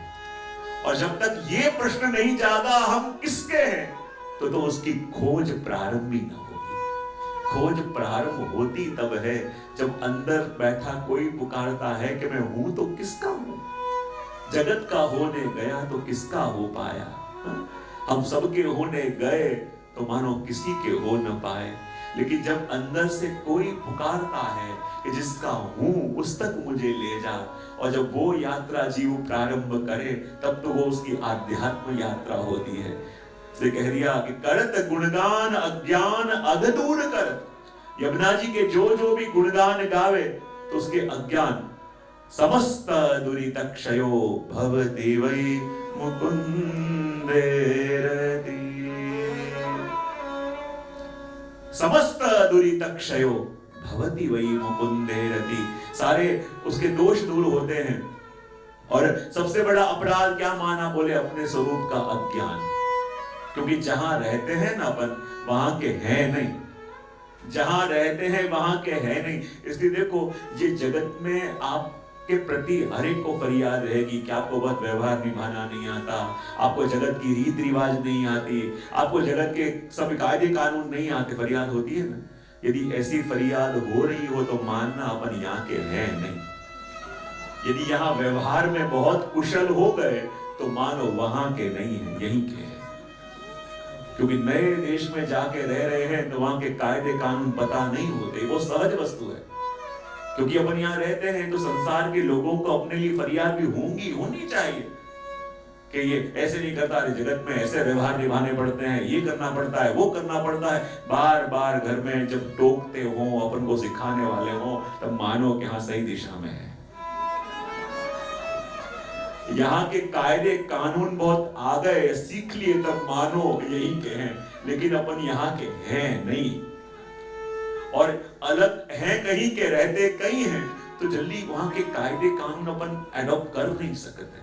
और कर नहीं सकते, इसमें दोष और किसी का नहीं है, क्योंकि ये अपने स्वभाव से विपरीत है, और स्वभाव से विपरीत है। इसलिए अपन को यहाँ के नियम आते ही नहीं, तो लोग अपन को रोके, बार बार टोके कि देखो यहाँ ऐसे नहीं रहना चाहिए, नहीं रहना चाहिए।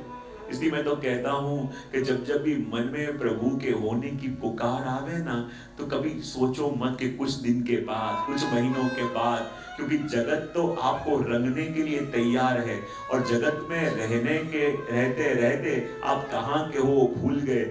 यहाँ के अपने आप को नेशनलिटी समझने लगे, यहाँ के अपने आप को नागरिक समझने लगे, पर आप हो नहीं, पर जिस संसार में आप रह रहे हो वहां के एक आपको अपने आप को समझ लिया, और समझ लिया तो मानो यदि थोड़े दिन और आपने सोचा कि राह देख लूं, तो यहाँ के नीति नियम में आप और एक्सपर्ट होते जाओगे। प्रभु से बचने के बहाने अभी 10 आते हैं, तो 15 दिन के बाद 20 सीख लोगे। प्रभु के सब नियमों से बचने के, संसार में और उलझने के अभी 20 नियम आते हैं आपको, और 15 दिन का गैप ले लिया। नहीं 15 दिन के बाद सोचूंगा कि आगे क्या करना, तो 15 दिन में क्या ये संभावना नहीं है कि यहाँ फंसे रहने के अंदर आप और एक्सपर्ट हो जाओ? संभावना है कि नहीं है? और ऐसा ही होता है, जितना जितना अपन टाइम लेते जाते हैं, यहाँ अपने कदम और दृढ़ होते जाते हैं। प्रभु से बचने के जो बहाने अपन को पहले 15 आते थे, अब 20 आ गए, अब 25 आ गए, अब 30 आ गए, वैसे वैसे अपन एक्सपर्ट होते गए। इसलिए कह दिया कि करत गुणगान अज्ञान अगदूर करत, जाए मिलवत पिय प्राण प्यारी। और इस जीव के सारे दोषों को दूर करके, उस जीव के सारे अपराधों को दूर करके, श्री यमुना जी उस जीव को प्रभु से मिला देती है। और आगे चीजों में कहते हैं कि जिनको संदेह करो, बात चित्त में धरो, पुष्टि पथ अनुसरो, सुख चुकाए। और कहा कि जीव के ऊपर श्री यमुना जी ऐसी कृपा करती हैं, ये बात कभी भी ये मत सोचना कि ये कोई पुरानी कल्पना है कि पुरानी बातें हैं। आज भी श्री यमुना जी कृपा करती है। और जिनको संदेह करो, बात चित्त में धरो, पुष्टि पथ अनुसरो। अपन को लगे ऐसे ऐसे जीव आज भी जगत में है। मुझे याद है जब पहली बार मैं यूके में गया था, तो वहां लेस्टर में मैं था, और वहां दूर बिल्कुल स्कॉटलैंड के पास एक शहर है छोटा, और वहां से मुझे फोन आता था उनका कि वो फैमिली उनको मिलना चाहती है। अब जब वो लोग मिलने के लिए आए, कुछ 3 भाई थे और 2 बहनें थी, और बिल्कुल अंग्रेजों की तरह लग रहे थे, क्योंकि जहां रहते ना कोई गुजराती है ना कोई इंडियन है, और बहुत बड़ा उनका मकान है, फार्म हाउस में वहां रहते हैं। जब मिलने आए उनसे परिचय हुआ, उनका परिचय हुआ। एक थे बहुत बड़े, सबसे बड़े भाई बड़े गायनिक हैं, दूसरे भाई हैं वो डेंटिस्ट हैं, तीसरे भाई हैं वो बिजनेसमैन हैं, और दूसरे 2 बहनें जो हैं उनकी, वो दोनों हॉस्पिटल में नर्स हैं। और जब बात उनसे चल रही थी, मैंने कहा कि आप सब कैसे वहां रहते हो? बोले हमारे घर में ठाकुर जी की सेवा विरासती है। मैंने कहा सेवा आप करते हो तो कैसे कर लेते हो? बोले जब हमारे दादी युगांडा में रहते थे और हम लोग छोटे छोटे थे, तो उस दिन उन्होंने हम पांचों भाई बहनों को बुलाया और उनके ठाकुर जी हमारे माथे पधराए और कहा कि देख, आज से तुम्हारे पति ये हैं। और तब से ऐसा भाव मन में हो गया कि हम पांचों ने अभी तक शादी भी नहीं करी। हम यही मानते हैं कि हमारे पति कोई है तो प्रभु हैं। और मैंने कहा कि आपको फिर हॉस्पिटल का टाइमिंग क्या होता है? बोले मुझे रोज 6 बजे निकल जाना पड़े, कभी इमरजेंसी हो तो कभी जल्दी जाना पड़े। तो मैंने कहा आपके घर में ठाकुर जी की सेवा आप करते हो? बोले हम पांचों मिलके करते हैं। मैंने कहा आप डॉक्टर और डेंटिस्ट इतने बड़े, ये इतने बड़े गायनिक हैं, एक बिजनेसमैन है, 2 बहनें नर्स, तो कब करते हो? उन्होंने कहा कि जे हम करना चाहते हैं लेकिन समय व्यस्त है। तो क्या निश्चय किया कि हम सभी भाई बहन रात को 3 बजे उठ जाते हैं और 3 बजे उठ के एक भाई वो सामग्री सिद्ध करे, एक भाई ठाकुर जी को जगावे, एक श्रृंगार करे, दोनों बहनें सब सिद्ध करके उनको भोग धरे। तो हम सभी सेवा करना चाहते हैं। तो हमने ऐसा समय निश्चित किया है कि जहां हमको प्रभु के संग जुड़ने में कोई रोके ना। और तब मुझे लगा कि जो करना चाहते हैं उनको कोई एक्सक्यूज की जरूरत नहीं है, और जो नहीं करना चाहते उनको तो लाख बहाने मिल जाएंगे। मैं हमेशा कहता हूं दुनिया में सत्य 2 ही वस्तु है, एक करना है, दूसरा नहीं करना, और ये बीच की सारी बनावट है। या करना चाहते हैं या करना नहीं चाहते। लेकिन नहीं करना चाहते कह दें तो हमारे हृदय में हमको गिल्ट फील होने लगता है, इसलिए कहते हैं करना तो चाहते हैं, ये इसलिए नहीं करते, वो इसलिए करते। लेकिन जिसको करना है उसको करना ही है। वो 3 बजे उठ के ठाकुर जी की सेवा करते हैं पूरा परिवार। और जब उनसे बातें हो रही थी मुझे भी और रस आ रहा था। मैंने कहा कि तुम्हारे अंदर यहाँ गांव में कोई संत, बोले हमारे गांव में कोई वैष्णव नहीं है, कोई मंदिर नहीं है। मैंने कहा तो ये भाव तुम्हारे मन में कहां से? तो कि हमारे दादी युगांडा में रहते और वो सत्संग करवाते और इतने स्ट्रिक्ट कि उनसे कभी भी फोन में यदि एक इंग्लिश वर्ड आ गया या एक भी हमने लौकिक शब्द बोल दिया, उसी समय मुझे कहते कि मौन रहे और मौन रह के 108 यमनाष्टक कर। और बचपन से हम यदि उनसे बात करें और एक शब्द भी लौकिक शब्द का उपयोग किया, अखंड भगवत नाम में रहते, और एक शब्द भी लौकिक आ गया, कभी मौन रख के 108 यमनाष्टक कर फिर बात कर। और जैसे हम लोग ऐसे यमनाष्टक करके बड़े हो, एक जरा सा भी अपराध आ जावे तो यमनाष्टक करना पड़े। और जब उनके माँ भी वृद्ध थे, वो भी संग में आए थे, और तब उनके माँ ने कहा कि जब मेरे ठाकुर जी ने आज्ञा करी कि मुझे मोर चाहिए, कि मोर से खेलना है, तो मोर उनको चाहिए था, तो जाके खास अफ्रीका से परमिशन लेके ठाकुर जी के लिए मोर लेके, उनके बहुत बड़ा फार्म है, मोर लेके आए। अब जब मोर लेके आए तो बाहर वो आवाज करने लगा, बाहर केज में रखा था, आवाज करने लगा, तो अड़ोसी पड़ोसी ने कंप्लेन काउंसिल में करी कि ये आवाज कर रहा है, इसको निकालो। तो काउंसिल वाले आए और उन्होंने कहा या तो इसे ऐसी जगह रखो कि जहां आवाज औरों से डिस्टर्ब ना हो, और या फिर यहां से निकालो। तो उनके मां रोने लगे कि ये तो मेरे ठाकुर जी का खिलौना है, जिससे मेरे ठाकुर जी खेलते हैं, और मेरे ठाकुर जी ने ये सामने से मांगा है, तो इसको मैं दूर कैसे भेज दूं? तो उसकी बहन ने कहा कैसे करो, मैं अपना रूम खाली कर देती हूँ, आज से मैं हॉल में सोऊंगी और मेरे कमरे के अंदर ही ठाकुर जी के खिलौने को रखेंगे। उस दिन से वो हॉल में सोने लगी और वो मोर वहां उसके कमरे में वो रखा। और जब सारी बातें हमको कर रहे थे और उसने कहा कि जैसे, मैंने कहा आपके घर में वैष्णव का संत? जैसे हमारे घर में बहुत सारे वैष्णव। मैंने कहा कौन? तो कि हमने बहुत सारे घोड़े पाले हुए हैं, हमने गाय पाली हुई है, बहुत सारे पक्षियां हैं, और जब एकादशी होता है हम सबको इकट्ठा करते हैं और उनके संग भगवत वार्ता करते हैं। सब वैष्णव को थोड़ा मानने में नहीं आए, ऐसा थोड़ी हो सकता है कि जितने पशु पक्षी हैं उनको वैष्णव मान के उनके संग भगवत वार्ता करते हैं। तो उन्होंने बहुत विनती की थी, तो उनके वहां हम जाने वाले थे, यहाँ से वैष्णव की बस लेके। और जब उनके फार्म में जाने वाले थे, बहुत बड़ा फार्म था, और जब फार्म के अंदर गए तो सब वैष्णव घूम रहे थे वहां बगीचे में, तो वहां बहुत सारे घोड़े थे, गाय थे, पक्षियां थे, और सबको इच्छा हुई कि उनको कुछ खिलावें, लेकिन सबको खिलाने गए तो कोई खा नहीं रहा था। उन्होंने कहा कि जे आज एकादशी है, ये कोई जीव कुछ नहीं लेगा। मैंने कहा क्या बात कर रहे हो? बोले जे जब भगवत वार्ता हम करते हैं तो यही भाव रखते हैं कि यही कोई हमारे भगवदीय है, और जब इन जीवों के संग जब हम भगवत वार्ता करते हैं तो कभी ऐसे लीला के प्रसंग आ जावे तो इनकी आंखों से भी आंसू झरते हमने देखे हैं। और कहते हैं सुबह से लेके शाम तक हम लोग वहां पे रहे, और वैष्णव ने बार बार घास देने का प्रयत्न किया, दाने देने का प्रयत्न किया, लेकिन सुबह से रात तक प्रयत्न करते रहे, वहां रहे किसी भी जीव ने, किसी भी पक्षी ने एक दाना तक नहीं लिया। और जब पहले मैं उनको कह रहा था कि तब इंडिया कब आए, बोले 25-30 साल हो गए, भारत कभी नहीं आए, कभी सत्संग में नहीं गए। मैं उनको बार बार कह रहा था कभी आओ कभी आओ, लेकिन जाते समय कह के गया, घर छोड़ के कहीं मत जाना, बाहर जाओगे दुस्संग के अलावा कुछ मिलने वाला नहीं है।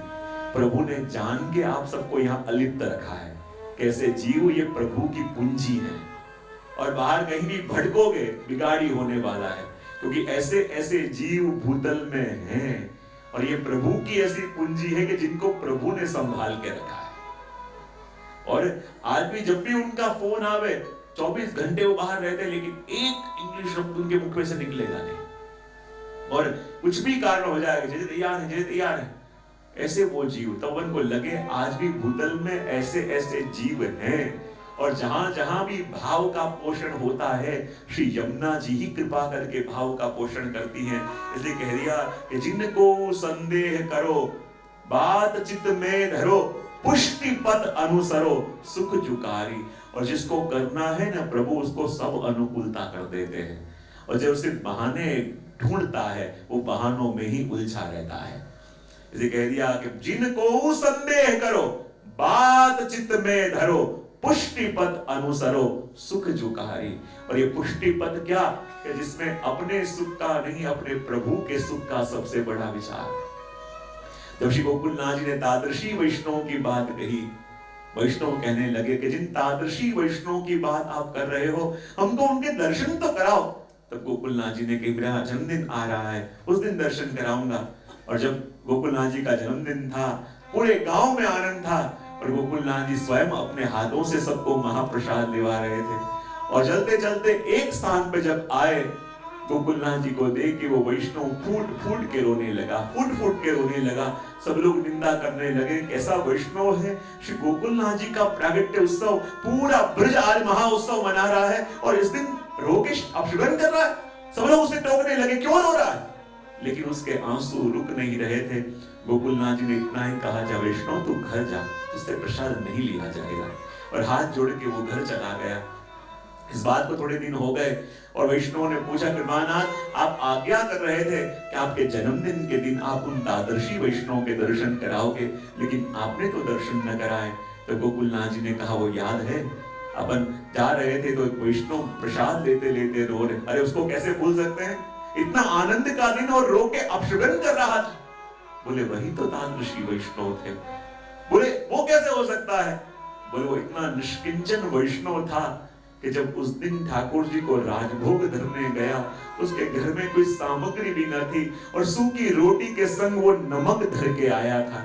और जहां अनेक प्रकार के व्यंजन देखे, उसकी आंखों में अश्रु आ गए, यदि मैं मेरे प्रभु को कुछ अरोगा नहीं सकता, तो मेरा ये अरोगने का क्या अधिकार है। यदि जो सुख मैं अपने प्रभु को न दे पाऊं, वो सुख भोगने का मेरा अधिकार क्या है। और उससे प्रसाद लिया नहीं जा रहा था, लेकिन संकोच हो रहा था, यदि मैंने प्रसाद नहीं लिया तो सब वैष्णव क्या कहेंगे, इसलिए मैंने कह दिया, वैष्णव तुझसे नहीं लिया जा रहा, तुम जा। और जब ऐसा कोई जीव आ जावे कि जिसके हृदय में प्रभु के लिए ऐसा था, प्रभु के सुख से बढ़ के उसके मन में कोई विचार ही ना हो। विचार करो, जो गोपियां प्रभु के मथुरा चले जाने के बाद इतना रोती थी, इतना तड़पती थी, इतने आंसू बहाती थी, तो क्या ब्रज से मथुरा कोई दूर है? क्या गोपियां जा नहीं सकते थे? जो इतनी याद आ रही थी, जो इतनी तड़प थी, जा सकती थी, लेकिन कहीं मिलता नहीं कि गोपियां मिलने के लिए प्रभु के पास गई हो। बोले क्यों नहीं गई, जब इतनी तड़प थी, इतना वियोग था, इतने आंसू याद कर करके बहाती थी, फिर भी मिलने क्यों नहीं गई? क्योंकि गोपियां ये जानती थी कि पहले प्रभु हमारे पास थे, इसलिए क्योंकि हमारे पास रह के प्रभु को सुख मिल रहा है, और हमसे दूर गए इसलिए क्योंकि अब हमसे दूर रह के सुख मिलता है। तो जो प्रभु को हमसे दूर रह के सुख मिलता है, तो क्यों हम उनके पास जावें, और क्यों पास जाके उनके सुख में व्यवधान करें। वो रोती रहेगी, तड़पती रहेगी, और जब प्रभु को सुख होगा तब प्रभु पधारेंगे, और तभी उनसे हमारा मिलन होगा। और ऐसा ताप जब प्रभु के सुख के लिए जीव के मन में जागे, वही तो पुष्टि पद है। और वो पुष्टि पद कि जहां पल पल प्रभु की कृपा का अनुभव पल पल प्रभु के सुख का अनुभव जीव करता है। इसे कह दिया कि जिनको संदेह करो बात चित में धरो, पुष्टि पथ अनुसरो सुख जुकारी। और उसने कह दिया प्रेम के पुंज में रास रस कुंज में ताही राखत रस रंग भारी। और ऐसे पुष्टि जीव जो हो तो श्री यमुना जी उसे नित्य अपनी रसरूपी कुंज के अंदर स्थान देके, मानो जैसे एक माँ अपने बालक को ध्यान रखती है, वैसे ही श्री यमुना जी भी उस जीव की फिक्र करते हैं। ताही राखत रस रंग भारी, श्री यमुने अरु प्राणपति प्राण अरु प्राण सुत। यह 4 स्वरूपों को चित स्वामी याद कर रहे हैं। श्री यमुने यानी यमुना जी, और यमुना जी के प्राणपति यानी श्री गोवर्धन नाथ जी। श्री यमुने अरु प्राणपति और श्री हमारे गोवर्धन नाथ जी के प्राण यानी श्री महाप्रभु जी, और प्राण सुत यानी श्री गोसाई जी। श्री यमुने अरु प्राणपति प्राण और प्राण सुत, चहुजन जीव पर दया विचारी। ये चारों स्वरूपों ने हम पुष्टि जीवों के ऊपर ऐसी करुणा करी कि हैं तो चारों एक ही रूप, पर अलग अलग स्वभाव और अलग अलग प्रकृति के जीवों का वर्णन करना है तो वो एक ही स्वरूप उन जीवों के आसक्ति के अनुरूप अलग अलग 4 स्वरूप धारण करके भूतल में पधारे। कोई जीव यमुना जी के स्वरूप से जुड़े, कोई गोवर्धन नाथ जी के स्वरूप से, श्री महाप्रभु जी के स्वरूप से, कोई गोसाई जी के स्वरूप से। तत्व एक, पर वही एक तत्व अलग अलग अधिकार के जीवों को अपनी लीला में लेने के लिए अलग अलग स्वरूप धारण करके भूतल में पधारे। चित स्वामी गिरिधरन श्री विठ्ठल प्रीत के लिए अब संग धारी। और ये चारों स्वरूप भूतल में क्यों पधारे हैं कि और कोई कारण नहीं, अपने जीवों में रही अहेतु की प्रीति के कारण, अपने जीवों की चिंता के कारण, अपने जीवों के लिए रही फिक्र के कारण आप चारों स्वरूप भूतल में पधारे। और चारों स्वरूप किसी न किसी रूप से उन जीवों को अपनी प्रभु की लीला में जोड़ के उन जीवों को धन्य करते हैं। ये बात यहाँ 11वें पद के अंदर कही। ना समय भी तीर हो रहा है, जानना कि लेना रहा, समय भी अपना हो गया है, तो विशेष कुछ ना लेते हुए आज के सत्संग को यहाँ विराम देंगे, क्योंकि ऑलमोस्ट आरती होगी तब तक 11:30 हो जाएंगे। तो विशेष कुछ ना कहते हुए 2 मिनट के लिए भगवत नाम और फिर यमुना जी के सबकी इच्छा है नंद लाला तो नंद लाला नंद लाला नंद लाला गोपाला नंद लाला नंद लाला नंद लाला गोपाला नंद जय हो नंद जय हो गोपाला गोपाला नंद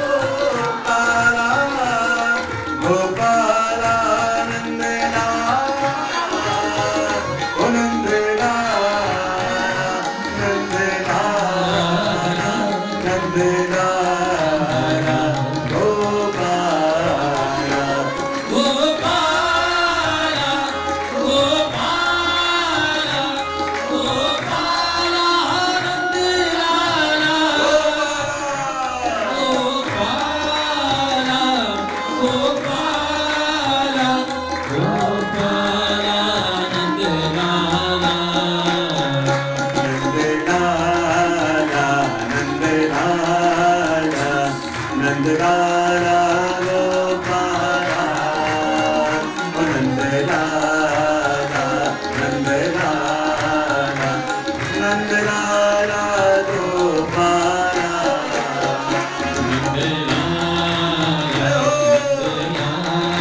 जय हो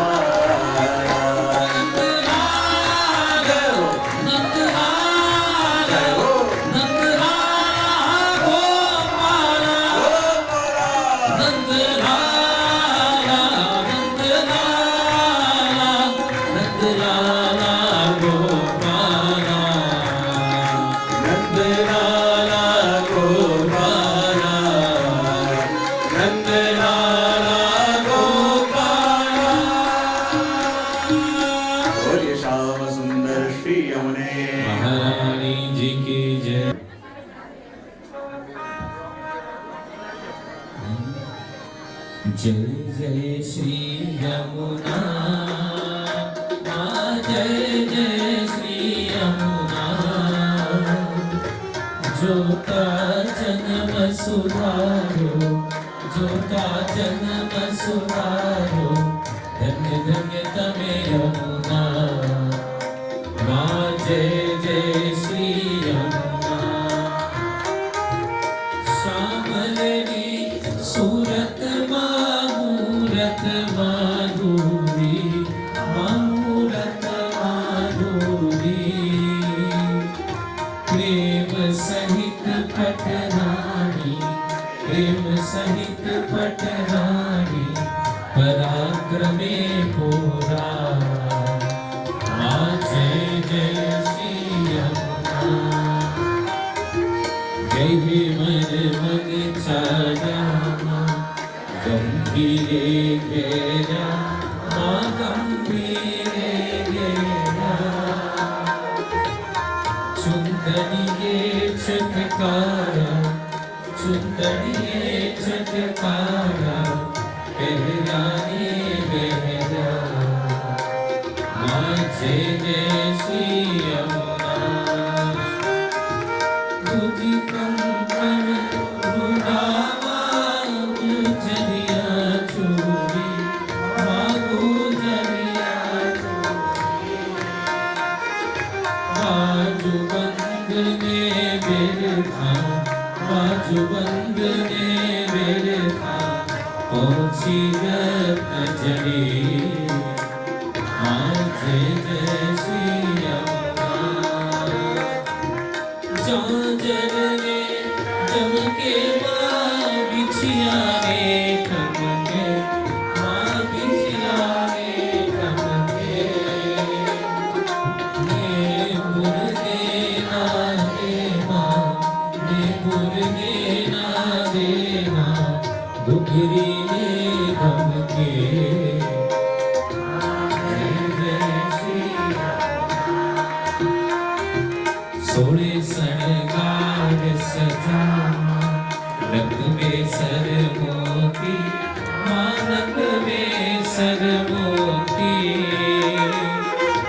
आभरण माओ पूछो आभरण माओ पूछो दर्पण मुख जोता माँ जय जय श्री यमुना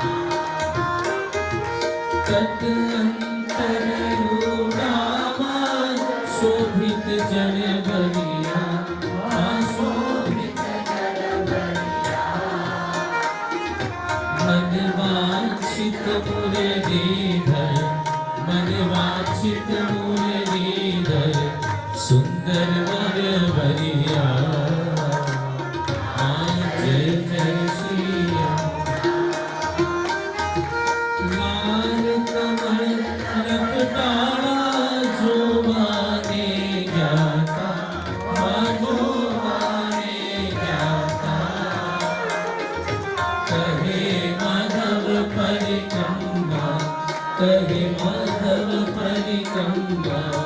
रजनी करवाने ज्ञाता माँ जय जय श्री यमुना